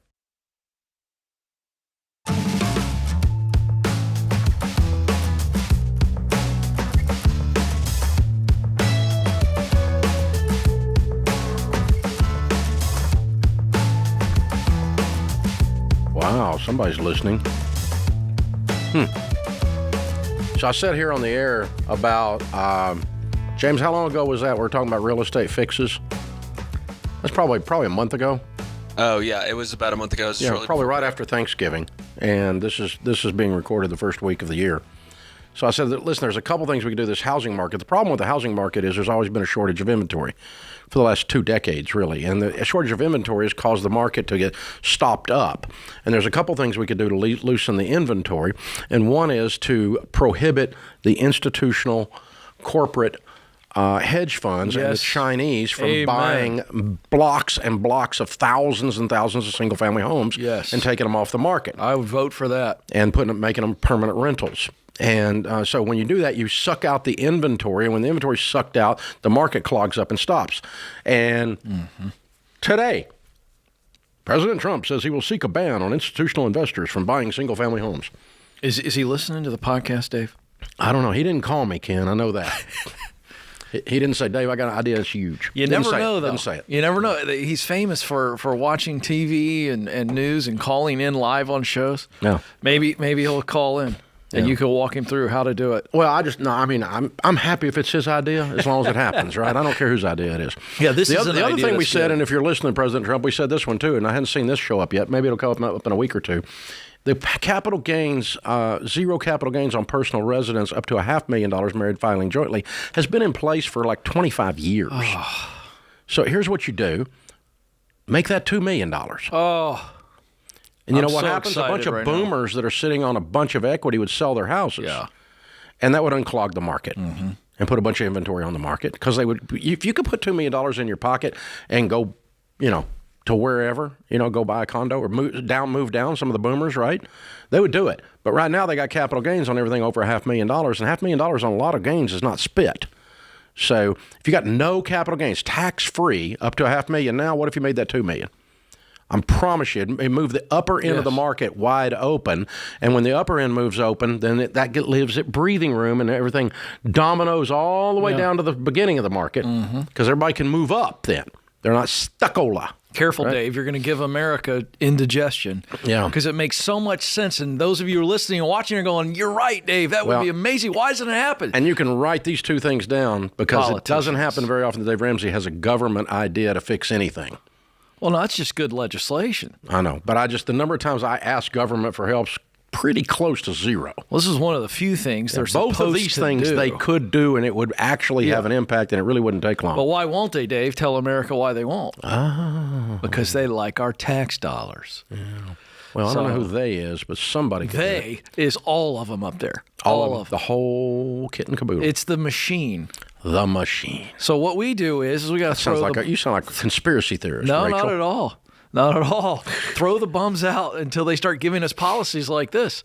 But I listen, really quick. I don't want people to miss what Dave just said. These are two very practical things that would absolutely make a huge dent in this real estate cog. Happen immediately. Today's question of the day is brought to you by Why Refi. When it feels like your private student loans have buried your future, Why Refi can help dig you out. with a low fixed rate refinancing, clear path forward. Go to yrefi.com/Ramsey. That's the letter Y, REFY.com/Ramsey, not in all states. Today's question comes from Jasmine in Tennessee. We're out of debt and have just finished building a 3 to 6 month emergency fund. I'm anticipating that one of our 2 cars may need major repairs soon. In general, how do you think about deciding when to repair a vehicle versus when to replace it? I don't want to panic buy another car, but I'm also wary of getting ripped off by a mechanic. That's a really good question. I think that's about as practical of a fear as we hear. In this situation, I'm not going to spend money on a car if let's say the car's worth $2,500 and it costs $3,000 to fix it. Well, you don't do that. You don't do that. Other than that, you want to try to duct tape it, keep that thing going, get yourself a good quality mechanic. Now, I'm passionate about this particular issue, Dave, because I fall in this category where I'm very suspicious. But we have found through multiple conversations with people that have lived here, when we first moved here almost 12 years ago, I talked to several people and tested it out like you would a church or a doctor or maybe the person who cuts your hair. When we had some issues come up, and we found a really reliable mechanic who we absolutely know is not a thief and a crook. And that's important, because if you do that, they will help you and they won't try to rip you off. They'll say, okay, here's what could be fixed, but this is the should be to keep this sucker going from point A to B. That's really important when you're in this hoopty land. Because it will get you through. You can keep a hoopty going longer than you think if you got an honest mechanic. Yeah. Auto repair is a low-trust industry. We were really pumped about having Christian Brothers come on. Yes, that's what we're talking about. As the official auto repair partner of the Ramsey Show. And we trust Christian Brothers Automotive. I've known these guys a long time. They've had a shop in our area, but they got shops all over. And whether you're just getting started in the baby steps or you're baby step 7, you want your car to last, we recommend Christian Brothers Automotive. Go to cbac.com/Ramsey. I'll work that into the thing here. They just came on board with us. We're really glad they're here. Great group. The answer to your question, Jasmine, is whatever the car is worth as salvage, not fixed, plus the repair, cannot equal more than the value after the repair. So if the car is worth $1,000 and it takes $3,000 to fix the car, at the end, that's $4,000, but the car is worth $2,000 after you fix it. Well, you don't spend that. That's good money after bad. Okay? But you also look for, you may be sitting on a $12,000 car, blew an engine. You don't go to the dealer and buy a brand new engine from the manufacturer. That'll cost more than a new car. For God's sakes, no, you get a used engine, a rebuilt engine, or a used engine from a salvage yard, and you have someone like Christian Brothers install it. And you can do that for about 25 cents on the dollar, what I'm talking about with the dealer. So it depends on what the car is, what the size of the repair is, as to all of that. But by and large, it's a car under $5,000 is the only one you would hardly ever, you most always will fix it otherwise, because you can find an inexpensive way to get it rolling again, even if you fixed it to sell it. Even if you fix it and say, okay, now it runs, now I can sell it for, $4,000 instead of $1,000. And so, but it cost me $1,000 to fix it. Okay, that's good. That's a good investment, right? So we can go that way. So if you're looking for Christian Brothers, it's cbac.com/Ramsey. They are now the official auto repair partner of the Ramsey Show. John's in Naples. Hey, John, what's up? Hey, how are you guys doing? Better than I deserve. How can I help? And so I'm just trying to get my financial future started, and I'm having a lot of issues with that. I have a little bit of student loans I want to pay off, but I have a little untraditional background with school and how I got to where I am today, and I'm just kind of struggling to get off the starting line and kind of into the working force and corporate community, whatever it may be, to get my future moving in that direction. You have a degree? I do, yes. I have a bachelor's in business and a master's in data analytics. And you can't get a job? I've done about 2,000 applications. Well, you suck at that. I've met with C-suite executives of Fortune 500 companies, alumni from my university. I've spoken to my university. I've spoken to friends, family. I've gone through just about every avenue that I really know how to, and I really don't know what the problem is with trying to get through and kickstart my career. What's your income target? What are you asking these people to pay you? Usually I'd put on the lower end of what their range is. So I've applied from New York to Anchorage. I've put, anywhere between 80 to, some jobs are, 120 to 150. So I'd put 120. Sometimes I'd even put under just to try to get through to, HR to get an interview, and it's just not even working. Have you had interviews? I've had a handful, but only because I've had internal referrals and that's where they come from. That's where interviews come from. They don't come from 2,000 applications. Well, I tell you what, hang on. I want to bring you back around because Coleman is about the best on the planet at this, and I want him to help you.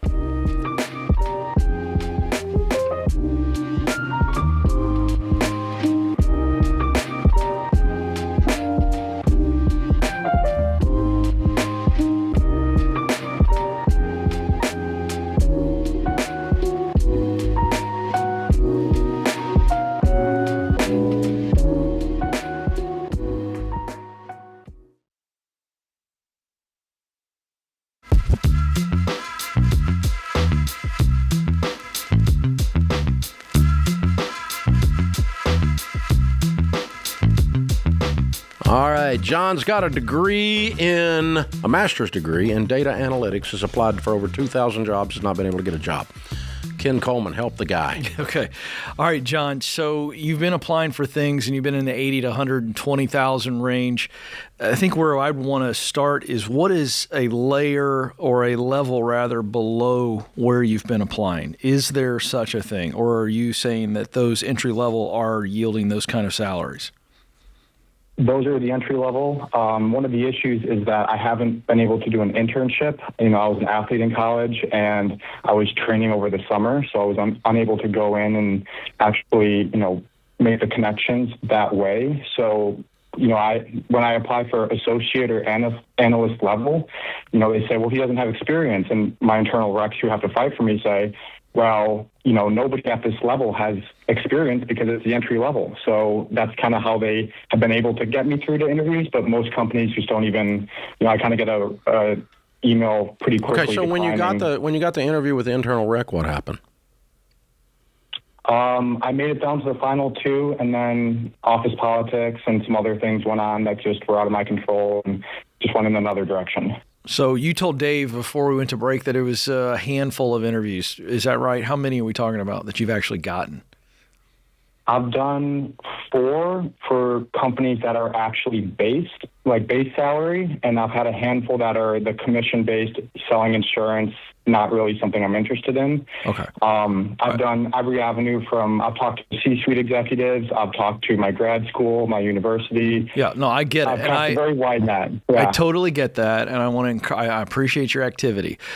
But activity in this particular situation is not the answer, just activity. 2,000 applications, you might as well have been spitting in the wind driving down the interstate because of the nature of AI and filters and all these things. So what we want to do is we want to get more of those interviews, and you've only got 4 interviews. The conversation with C-suiters, those don't always yield what you think either, because while they may give you time, I love that you got there. So you got some spunk. But here's the deal. The simple advice for you is this.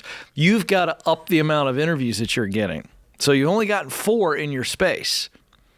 So 0 for 4 in today's job economy, not surprising. There's no question that you're up against the fact that you're in entry level. And so it's actually more competitive right now for entry level roles. So there's no silver bullet here other than this idea that I wrote a book around. I'm going to give you the book as my gift to you. It's called The Proximity Principle. Now, what the Proximity Principle does is it increases your odds of getting actual interviews. And one of the first things Dave said to you was, how are you doing in interviews? So I want to know, have you gotten any feedback from anybody that's interviewed you to where we don't blame it on office politics and whatever, but any feedback on how you could do better in the interview? Do you have any of that? I've done mock interviews. I don't have any issues with answering the questions. I don't have any issues with my background. It's just, I don't really know, other than the companies I've been fortunate enough because of my internal recs. I don't know why I can't even get through to other companies. I bought software to to find out who, hiring managers are. So after I apply, I'll send them an email, my contact information, telling them why I'm applying. I'm following up with them. I'm trying to do everything that I've been told to do. Yeah, and but it just doesn't work. I have the degree, I have the grades. It just, for whatever reason, so here's the deal. Even the background of being an athlete doesn't help. No, not at all. Nobody cares. So listen, I'm just trying to tell you, you got to stop saying these things. Not even that helps. Here's a simple thing. You have got to connect relationships, and this is hard work. The 4 interviews you got the right way. We need to do that 40 times, and you'll get a job. We have to repeat that process. So not cold calling something off of software. Yeah. And not filling out applications that are spitting in the wind. But here's what I would do today if I were you. You need to be working a job. And I'm talking stocking shelves at Target. NFL MVP, Hall of Famer Kurt Warner was stocking grocery shelves while playing in the Arena Football League. He did that because he wanted to make it to the NFL. I think it's the same story for you. You're an athlete. That's why I give you that example. But Kurt Warner only stocked shelves because he had to feed the baby and his wife, but he did it so that he could stay in the Arena Football League. And for you right now, for you to get in this work, you need to be working, bringing home income, not becoming depressed, because that's what happens. You get depressed pretty quick, get frustrated, and you create this false narrative which will hold you back. So the best thing you can do right now is go get a job, so that I'm getting up every day, taking a shower, shaving, and working and bringing home a check while I'm using Ken's proximity principle and repeating the process that worked 4 times. And the more, let's say it's 8 interviews or 12, you're going to start to see a yes. All of those no's lead to a yes. And I wish I had some silver bullet, but it's a law of numbers, but the right numbers. Yeah. Hang on. We'll get you a copy of Proximity Principle and Ken's book, Finding the Work You're Wired to Do. Both will help you in this process. They'll be our gift to you to help you get moving. I know you're frustrated, man, and it does sound like you're doing a lot of things right. Yeah. But you're also wasting a lot of burn calories to feel like you're doing something right and some other things. So let's realign some of the efforts the way Ken's teaching, and I think you'll see some better results. I hope you do. My goodness, that's frustrating as crud. All right, Jessica is in Dallas. Hi, Jessica. How are you? Hey, I'm good. How are you all? Better than we deserve. What's up? Well, thanks for taking my call. I have a question about emergency funds versus sinking funds. So my husband and I, we learned about you, Dave, in 2020, paid up all of our debt except for our mortgage. And each month, I'm using EveryDollar to designate money into different funds. With our house sinking funds, I'm just wondering if I'm using it incorrectly. I'm getting a little nervous as our house gets older. We're going to need major things like new windows. And I feel like the house fund never really grows because, of course, something always comes up. We need a new water heater, a roof. And so it just seems like every year we're getting money in that fund, and every year I need to take some out. And I'm just thinking, a few years down the line, what if we need to spend $30,000 on new windows? Well, you need a plan to do. You need a plan to do that. That's not an emergency. That's a known thing. Well, that means your sinking fund is underfunded. Okay. But I don't know that you need to necessarily be funding something for 25 years from today in there. But if you think in 3 years you're going to need windows and it's $30,000, you probably ought to start now. Well, I'm just thinking I would already have the $30,000 if I didn't take money out of the house fund for repairs. And what are you going to repair the house with if you don't? Okay. You have to repair the house and fix the windows, both.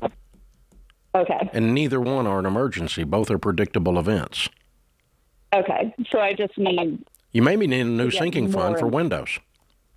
Yeah, that's true.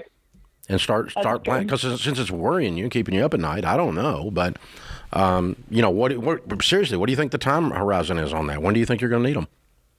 I mean, honestly, we could use them now, but it's not an emergency for us to use them now. We do what we can when it gets cold here. It's not cold in Dallas for very long, but I mean, it's coming down the line, and I know it's a big cost. So put a number on it and put a date on it and back into it and save for it. Okay. Go get a bid or 3 and say, okay, $36,000 in 36 months. That'd be $1,000 a month. Hello. Sure. Yeah. Put a number on it and put a date on it, and you can tell what your sinking fund needs to look like. And because you got to do the other home repairs anyway, and you can't wait and call this an emergency because you knew it was coming. It's like saying, "Oh, my tires are bald. That's an emergency." No, you knew your dadgum tires were going to wear out. You should have been planning to replace your tires already. Too close to home, Dave. I feel like you're Stacy talking to me right now. So she was looking at my tire treads about 6 months ago. She goes, "You're an idiot. You're literally like taking your life in your own hands." I never pay attention to stuff like that. And sure enough, she was right. I'm glad. Thankfully, we had the money for the tires. I'm glad. By the way, windows in Dallas, if it's a little chilly, I'm getting some duct tape. We're going to stretch this a little bit. I'm kidding. She may live in a $2 million house, man. I don't know what she lives in. I wasn't serious. The duct tape. You can't fix everything with duct tape, Tim. You can try, but you can't fix everything. I don't know.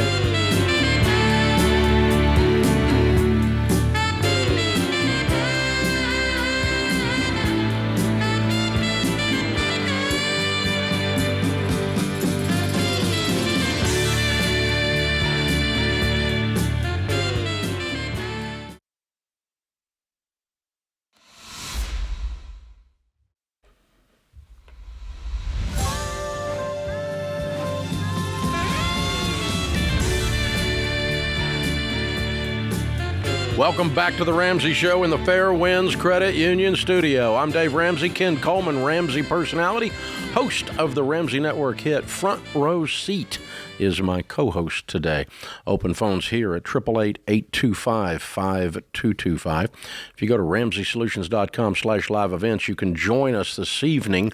We'll be doing a live stream that is completely free to help you get back control of your money, take back control of your money in 2026. And we'd love to have you guys join us. There'll be several 100,000 people there. We'll be giving away $20,000 tonight on that live stream. So make sure you sign up for the live stream, and that puts you automatically in the drawing. The whole deal's free. We'd love to have you hang out. Jade and I will be doing that. So Jade Warshar and I. So make sure you join us. Jennifer's with us in Nashville. Hi, Jennifer. How are you? I'm good. Thank you for taking my call. I am so excited to talk to you. You too. Here's What's my up? question. Okay, so I'm hoping to retire in 2032. I'm debt-free with the exception of my house, which I still owe $280,000 on at a 2.25 interest rate. My question is, what should I be prioritizing during my last 6 years of employment? I would like to prioritize paying off my house, and if I put all my energy and money towards paying it off, I could do it before I retire, but it would be at the expense of contributing to my 401k. But others say that since my interest rate is so low, I really need to be putting all my money in my 401k. And so, but that means I'd have to take a house payment into retirement, and that scares the crap out of me. So I kind of wanted to know, I think I know what you're going to say, but I just wanted to know what you thought. What's your household income? I make $162,000. Mm-hmm. Okay. And so you have 6 years, right? 6 years. Yeah. And I'll have 2 federal pensions when I retire, which are about $75,000 a year. And then if Social Security is still around, like another $30,000. Yeah, so 6 times 4 is $240,000, right? Right. Yeah, so 6 times $45,000 out of $160,000 gets your house paid off, which leaves you $120,000. Why can you not keep doing retirement also? I could. You mean take my house payment into retirement? No, darling. $45,000 a year. $45,000 a year from today for the next 6 years pays off a $280,000 house. $45,000 extra on the house. Okay. Yes. All right. Now you make $160,000, right? Right. Minus 45 leaves you $115,000. Right. Okay. You could still do retirement and still live. Yeah, I mean, I know $162,000. It is a lot of money, but you got to take out. There's a lot of stuff in there also when you take out taxes and just everything else that goes with it. What's everything else? tithing. Well, okay, so you have taxes, which is like 30-some thousand, tithing, my current house payment, which is $30,000. Your what? Your what?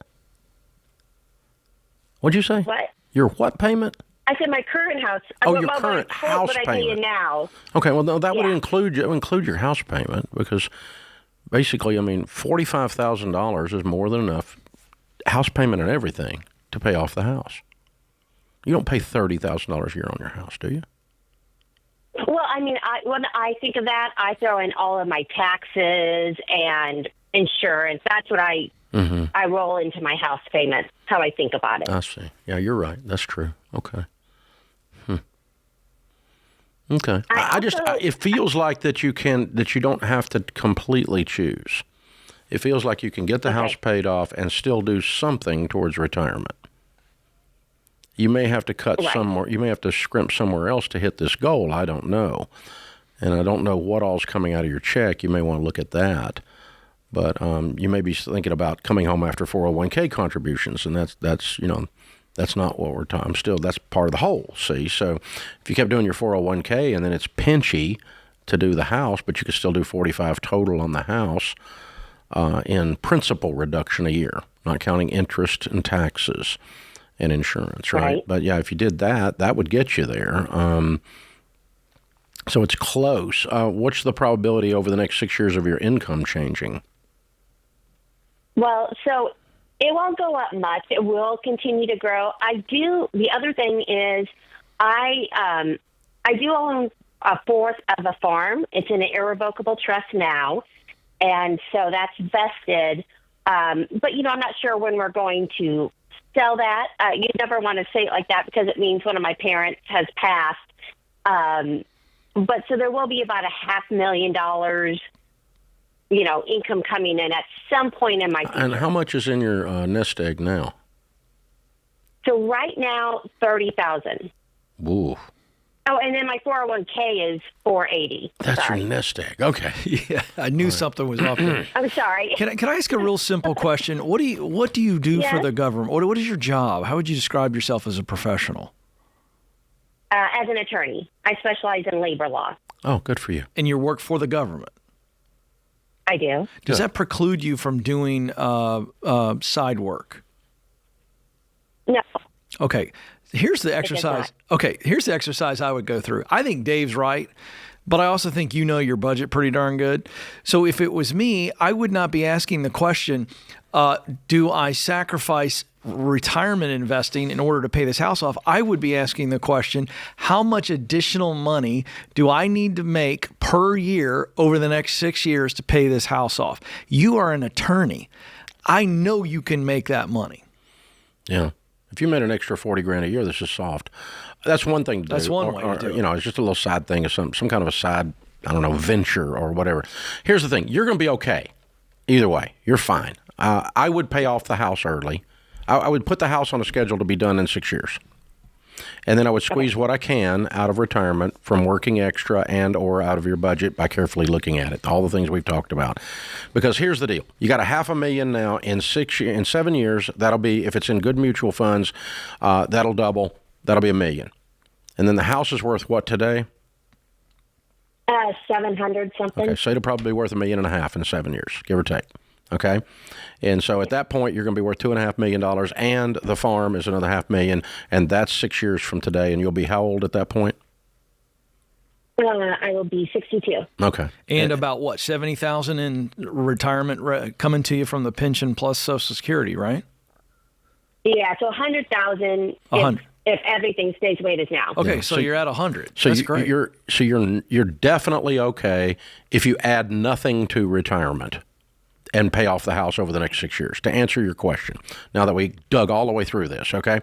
But it took a minute to get there. But that's exactly, you are okay to do all that. I, however, am like you. I want to be doing something further towards retirement.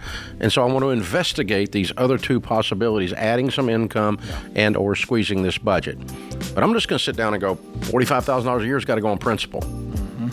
And that comes out of the budget. 6 years, I'm done. And you're going to be okay. Make sure your other stuff's invested right in good mutual funds.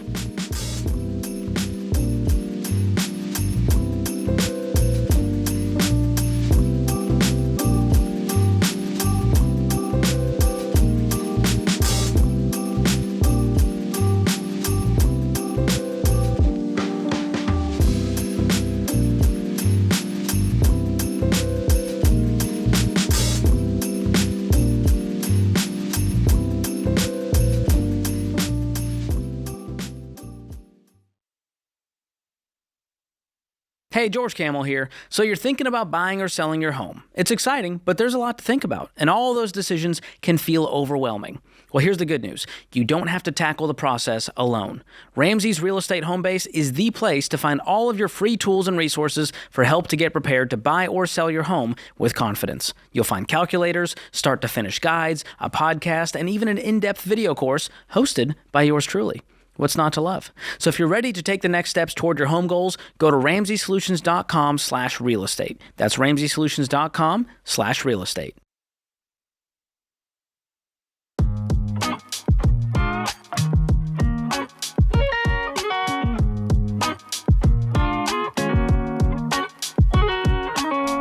Buying or selling a home is a big deal. Rates are coming down. Looks like we're going to see 5% or so on a 15-year any minute here. So good times. Good times. A lot of houses are going to be coming on the market as the grass gets green, and it might be yours, or you might be looking for a house. You need a pro in your corner, someone that's high octane and high protein. The Ramsey Trusted Program is the only way to find a top agent you trust that we trust. Make sure your home's a blessing and not a burden. Go to Ramsey Trusted Real Estate. You can find one for free at RamseySolutions.com/agent. Or click the link in the show notes. Brittany is in Grand Rapids. Hi, Brittany. How are you? Good. How are you? Better than I deserve. What's up? I have just a question. I was curious what your thoughts were on if it's a bad idea to pay for our daughter to go to private school while we are still trying to get out of debt. Yeah. Okay. Well, that's a loaded question, and there's a lot of answers to it. And so the answer is it depends. Number one, I would not strain my family budget to where I couldn't breathe in any case. Mm-hmm. Okay, to do that. Mm-hmm. I would not spend $46,000 a year for a 4-year-old to go to a private school. And sometimes I get that call. So what is yours? Yeah, so we are in the process of paying off debt. Now, what does your private school cost? It's not that much. We're going between two. The cheaper one is $1,035 for the year. The other one is like $1,400 for the year. I'm so sorry. This is not a school. This is a daycare, right? Nope, it's preschool. $1,000 a year? Yeah. And she goes every day? No. So at 4 years old, they don't do, it's only like one of them is 2 days a week and the other one's 3 days a week, and they're half days. Okay, darling, this is called Mother's Day Out.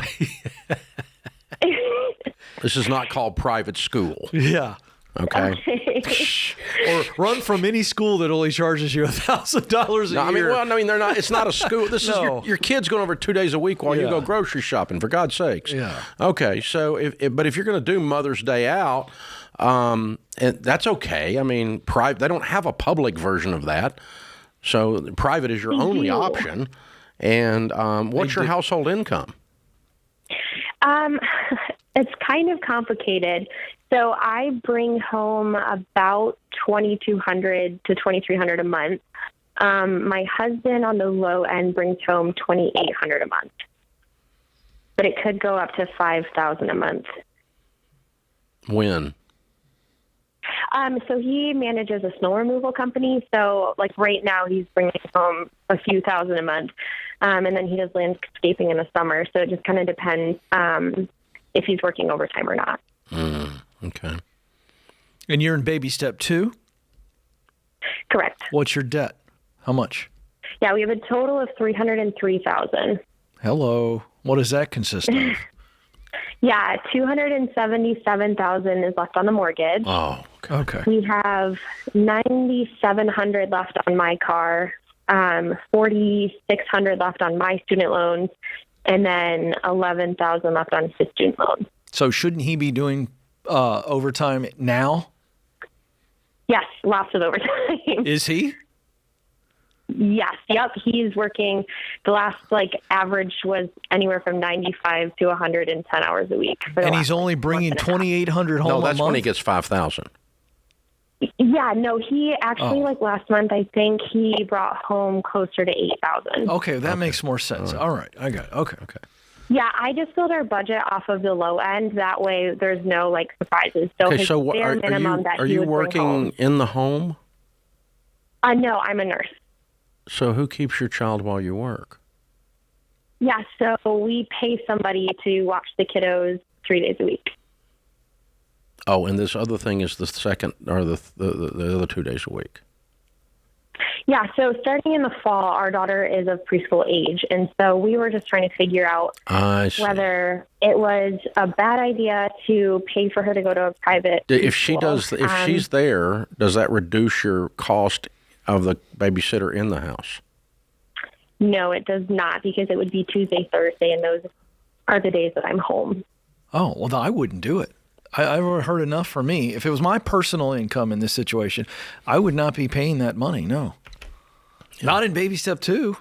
Dave, am I right or wrong? I don't have a problem. Either way, it's probably not a deal breaker either way. But, yeah, your daughter's already gone from home as a 4-year-old while you're at work the other days, and then you're at home and you're going to send her away from home too, and into preschool. I don't think this. I'm gonna catch. I'm already catching hell. Okay, having raised 3 that became successful, the things that they learned when they were in preschool did not enter into it. Them becoming successful. It's not that big a deal, okay? And so, you can make it. You can make it. And so, and the differences for some of the rest of you in grade 1 through 6, one school versus another, assuming the school is not just an absolute hellhole that's dangerous and teaches nothing, but if you've got a reasonably good elementary school, the differences in that and the one that's $100,000 a year it's not worth the bang. It's not worth the cost. So, and the differences in whether those kids become successful is not based on where they went to elementary school, and it's sure not based on where they went to Mother's Day out. And so, no, I'm not going to do it on that basis. The child is not going to be held back. She's not a developmental delay because of this, or an educational deficit because of this. And I'll kind of fill in the last piece that I'm hearing here, Brittany, because I'm not that far removed from my wife working full time, and we had 3 kids. So as a nurse, and I know that many of the nursing positions are very, very intense. So if you're asking this from hey, on those 2 days when I'm off, I need a little me time, I think that's fine. But I would employ the person who's watching the child on the other days for maybe a portion of it. You have some dedicated time for yourself on those 2 days off. If that's something that is part of this decision, I think that makes sense and it's healthy. But I can also say, as a guy who sent off his oldest to college last year, I got another one leaving the nest. This goes fast, and the old saying that the days are long and the years are short are really, really true. And if you can, still be healthy, having that time with her before she heads off to elementary school, man, it's going to be here before you know it. I would maximize that. That's just me. No wrong decision here, but maybe some food for thought. Yeah. So the bottom line of all of that, Brittany, is it doesn't matter. You do what you want to do. That's right. I mean, you're not gonna mess up your kid either way, and you're really not going to destroy your debt snowball either way. But what we don't want to do and I don't think this falls in that category, or we would sell you because we're pretty mean about it. What we don't want to do when we're in baby step 2 is buy luxury items. Yeah. Things that aren't needed, and this is kind of on the bubble. But and you know what bothers me about it is the way you phrased it, honestly. Mm-hmm. You start the whole thing off like this is a private school discussion, and it's a 2-day-a-week Mother's Day drop-off. So, it's not like we're having a decision between Harvard and the University of Mississippi. That's not what we're looking at here, okay? So I felt that too, and this is not in any way a slight on you, Brittany, but you know what? Sometimes we make decisions like this because everyone else is doing it. Ooh. I'm not saying that's the case, but a lot of times we talk ourselves into things that make sense because other people are doing it. Yeah. And Yeah, and it's a bubble. I mean, who you run around with, and all your buddies got a 4-year-old, and they're all going to air quotes private I'll school. bet you the school she's thinking about has got some nice shine to it. Guaranteed. Some air It's quotes. the hot place to send the kiddos in their zip code. I'll bet you. I could be wrong. It's happened before, Dave. Struggling with prestige out of a 4-year-old.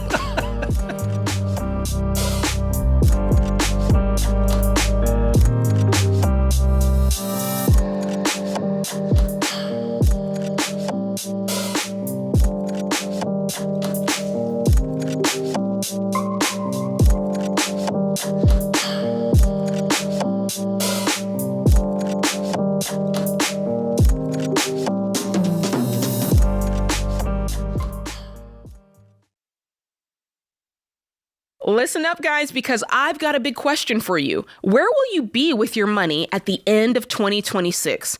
Will you be better off, worse, or exactly the same? Believe it or not, you get to choose. Look, I know there's a lot going on that can make you feel powerless over your money, but I want you to hear me. You're more in control than you think. You can turn your finances around. So let me help you out. Start your year off with me and Dave Ramsey at our free EveryDollar live stream event on January 8th. We're cutting through all the lies and all the chaos out there that's keeping you stuck, so you have the clarity you need to finally get ahead. And you could even win $2,000 just for signing up. Listen, another year is gonna pass anyway, so decide that this is the year you're gonna take back control of your life and your money. Go sign up for the free live stream at everydollar.com/livestream.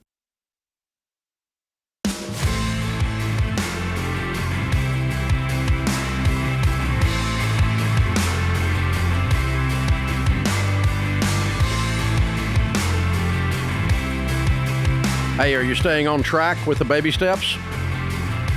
Take a quick quiz to check your progress, and you can get a personalized plan for you as well. Simply head to the show notes, click the link, Are You on Track with the Baby Steps, and complete the quick free quiz, and we'll help you build a personalized plan and get you moving. It's what we're here for. Carly's in West Virginia. Hey, Carly, what's up? Hi, Dave. Hi, Ken. Happy to be talking to you. Thanks for taking my question. Sure. My question's about life insurance. So my husband and I know we need more life insurance, but we're trying to figure out how to do that. So right now, through a company-sponsored plan, we have a term life policy that is 7 times my income and 5 times his. That you pay for or they give? Well, yes, we pay $45 a month for it. Okay. All right. And so I'm trying to determine to fill that gap to the 10 to 12. Yeah. And because this is, through my employer, should we be looking for a private policy Yes. for the full 10 to 12? I probably would, and let me talk you through why, okay? Just a couple of variables.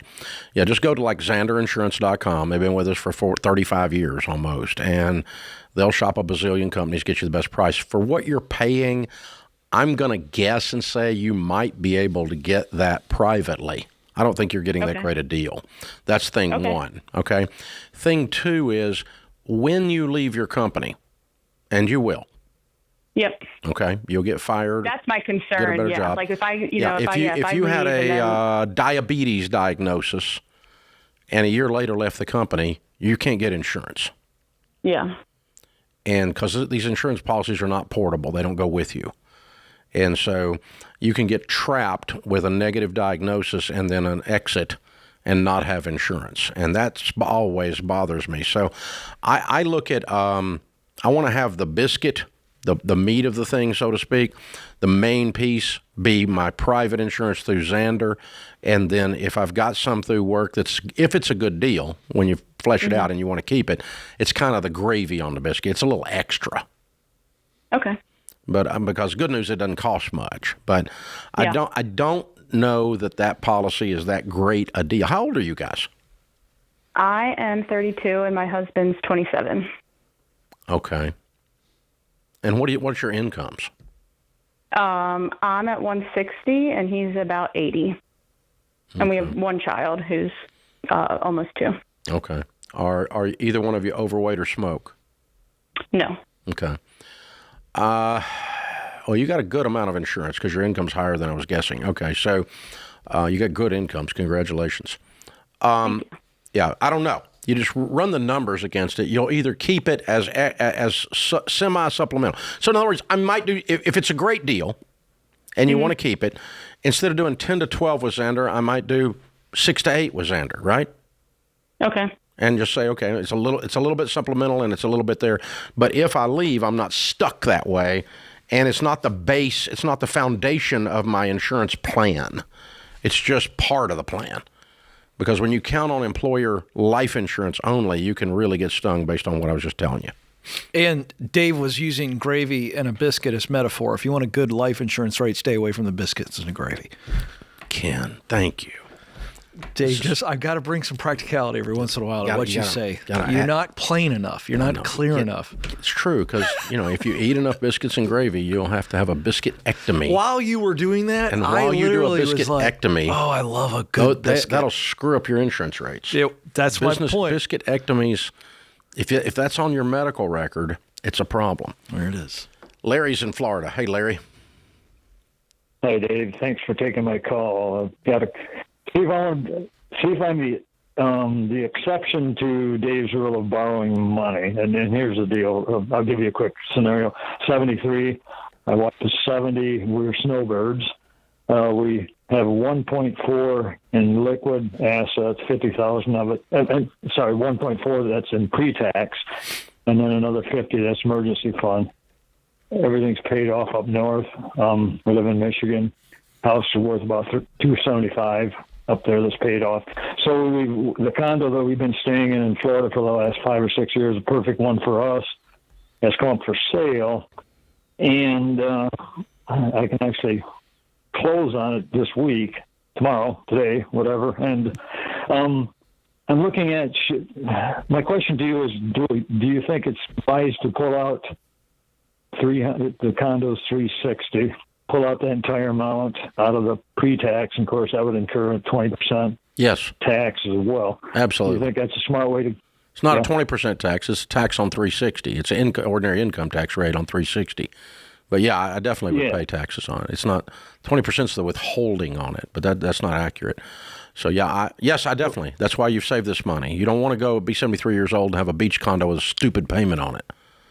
No, I wouldn't do that. I definitely wouldn't do that. I'd pay cash or I wouldn't buy it. Of course, the other question is, are you going to keep the place up north?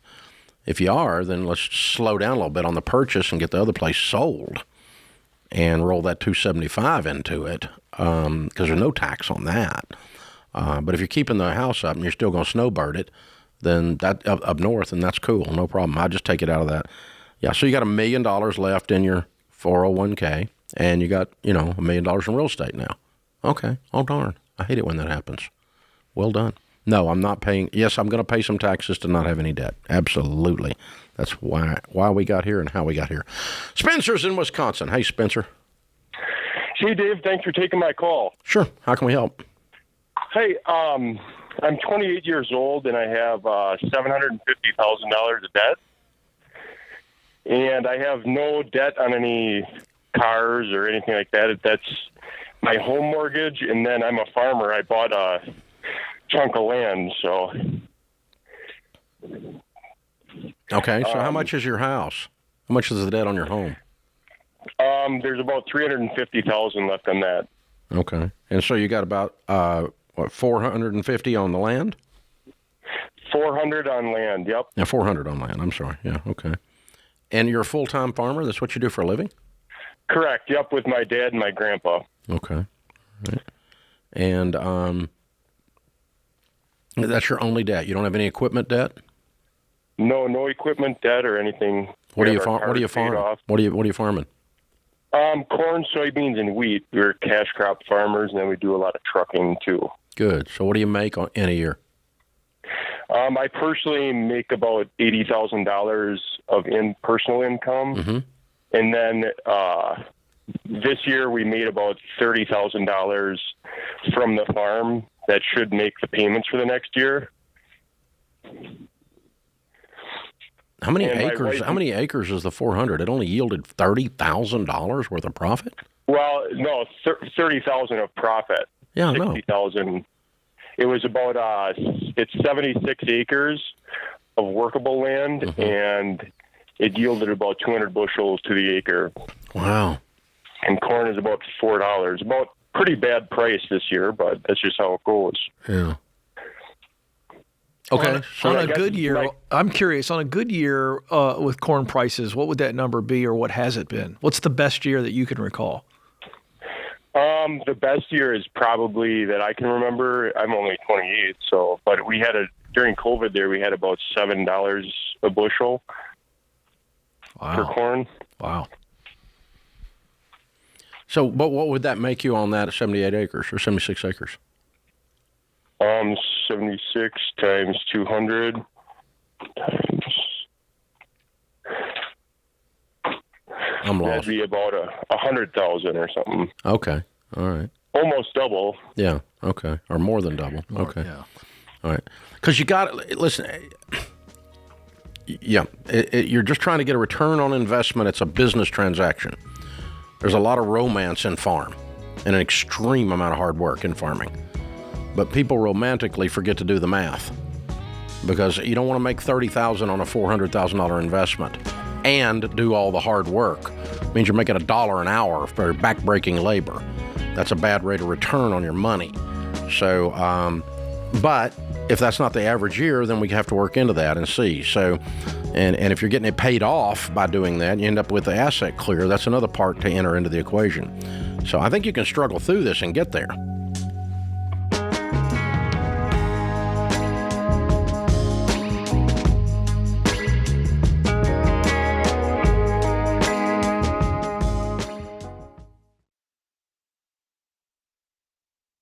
When you're tired of feeling stuck with money, there's just one solution. To get different results, you have to do something different. No one accidentally wins with money.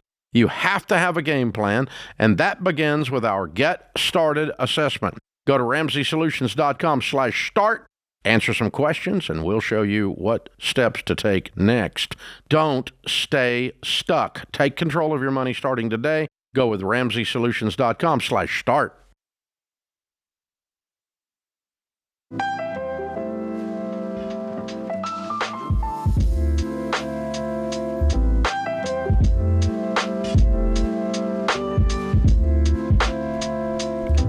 Our scripture of the day, Ephesians 6:11.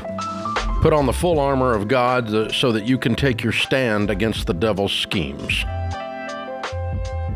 Reba McEntire said, be different, stand out, and work your butt off. Well, that sounds good, Reba. I like that. All right, Kim is in Chicago. Hey, Kim, how are you? I'm good. How are you? Better than I deserve. What's up in your world? Well, my son is going to come into a settlement when he turns 18 in April, and it's $70,000, and I'm looking for advice on what he should do with it. He wants to buy a new car, but he's also going to be signing up. He's going to sign up for the Marines in about October. Mm-hmm. So he's only going to be here a short time before he goes away to boot camp. So trying to figure out what the right decision is for him. Yeah. Okay. And how old is he?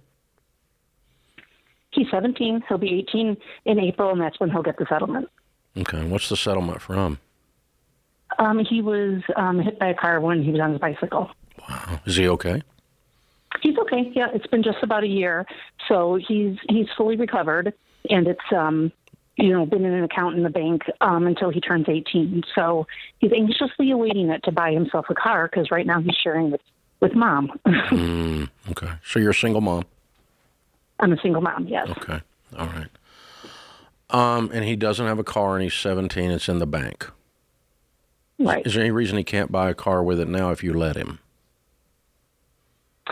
Because he can't. It's not to be touched until he's 18. I mean, we can go and petition the judge for it. Oh, okay. But that'd be the only way. Okay. All right. It's the only way. Right. Okay. All right. You're a good mom.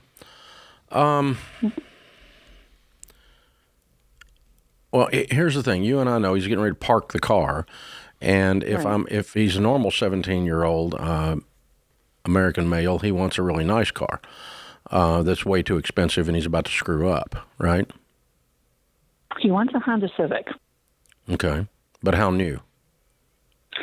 That he's open-ended on. But here's I'm the thing, thinking $5,000 to $10,000. Okay, that's what I was thinking as well. Okay. And if it parks and sits there and rots down, his life does not end. But if he goes and blows $70,000 on a car, I'm going to kill him. Oh, no, that Okay. would never happen. Well, I don't know. He's 18 and it's his money, and only you and I can talk him out of it, right? So, because I guarantee he's got some people telling him to do that, don't you? I'm afraid of that. Yeah, they're called stupid friends. We all have them. Right. Right. Especially when you're 17, you have them. There's lots of them around when you're 17. Right.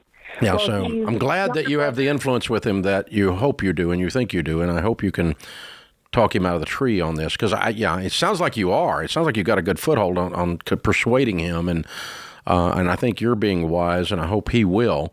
Because here's the thing: that $70,000, that remaining $60,000, if he leaves it alone and he comes on out as a Marine, and he starts, is very wise with his income there and careful, he could get a really, really good start in life.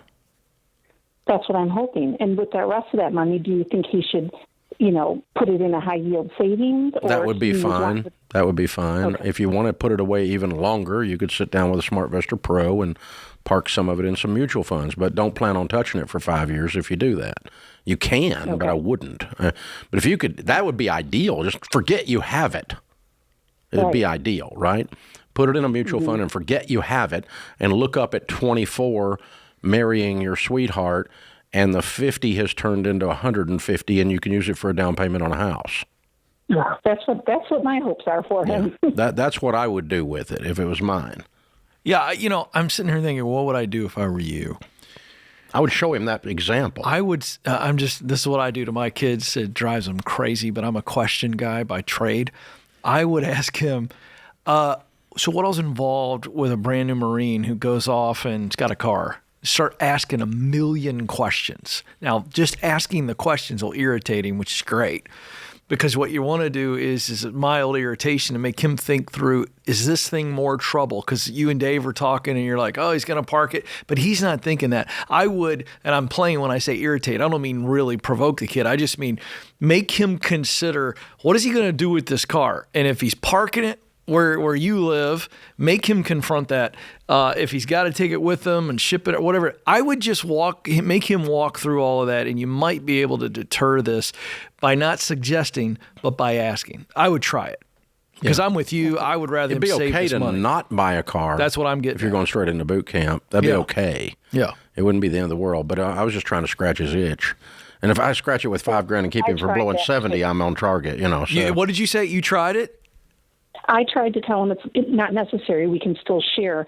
He's got a 15-year-old brother, and his point, and that'll be 16 when he goes in the Marines. And he said, well, then he can just use it when I'm gone, because he thinks that it's a burden for me to have to drive them all around everywhere since it's just me. And he's like, then he can help you out. Here's the deal. I did a quick search while Dave was talking to you. There's some decent Honda Civics in that $5,000 to $7,000 range. So if you can help him stay in that range, then I think that scratches his itch, but also keeps his money where it needs to be. Yeah. And then but sell the dream of what happens to the other $60,000 that's going to turn into $160,000 for a good down payment when he's 24, or whatever the numbers end up being. But I mean, this is the mature thing to do with it, which is very hard to do when you're immature. When you're not old. So it's hard to do when you're old, but it's not as hard when you're old as it was when you were. All right, Kristen is next in San Jose. Hey, Kristen, what's up? Hi.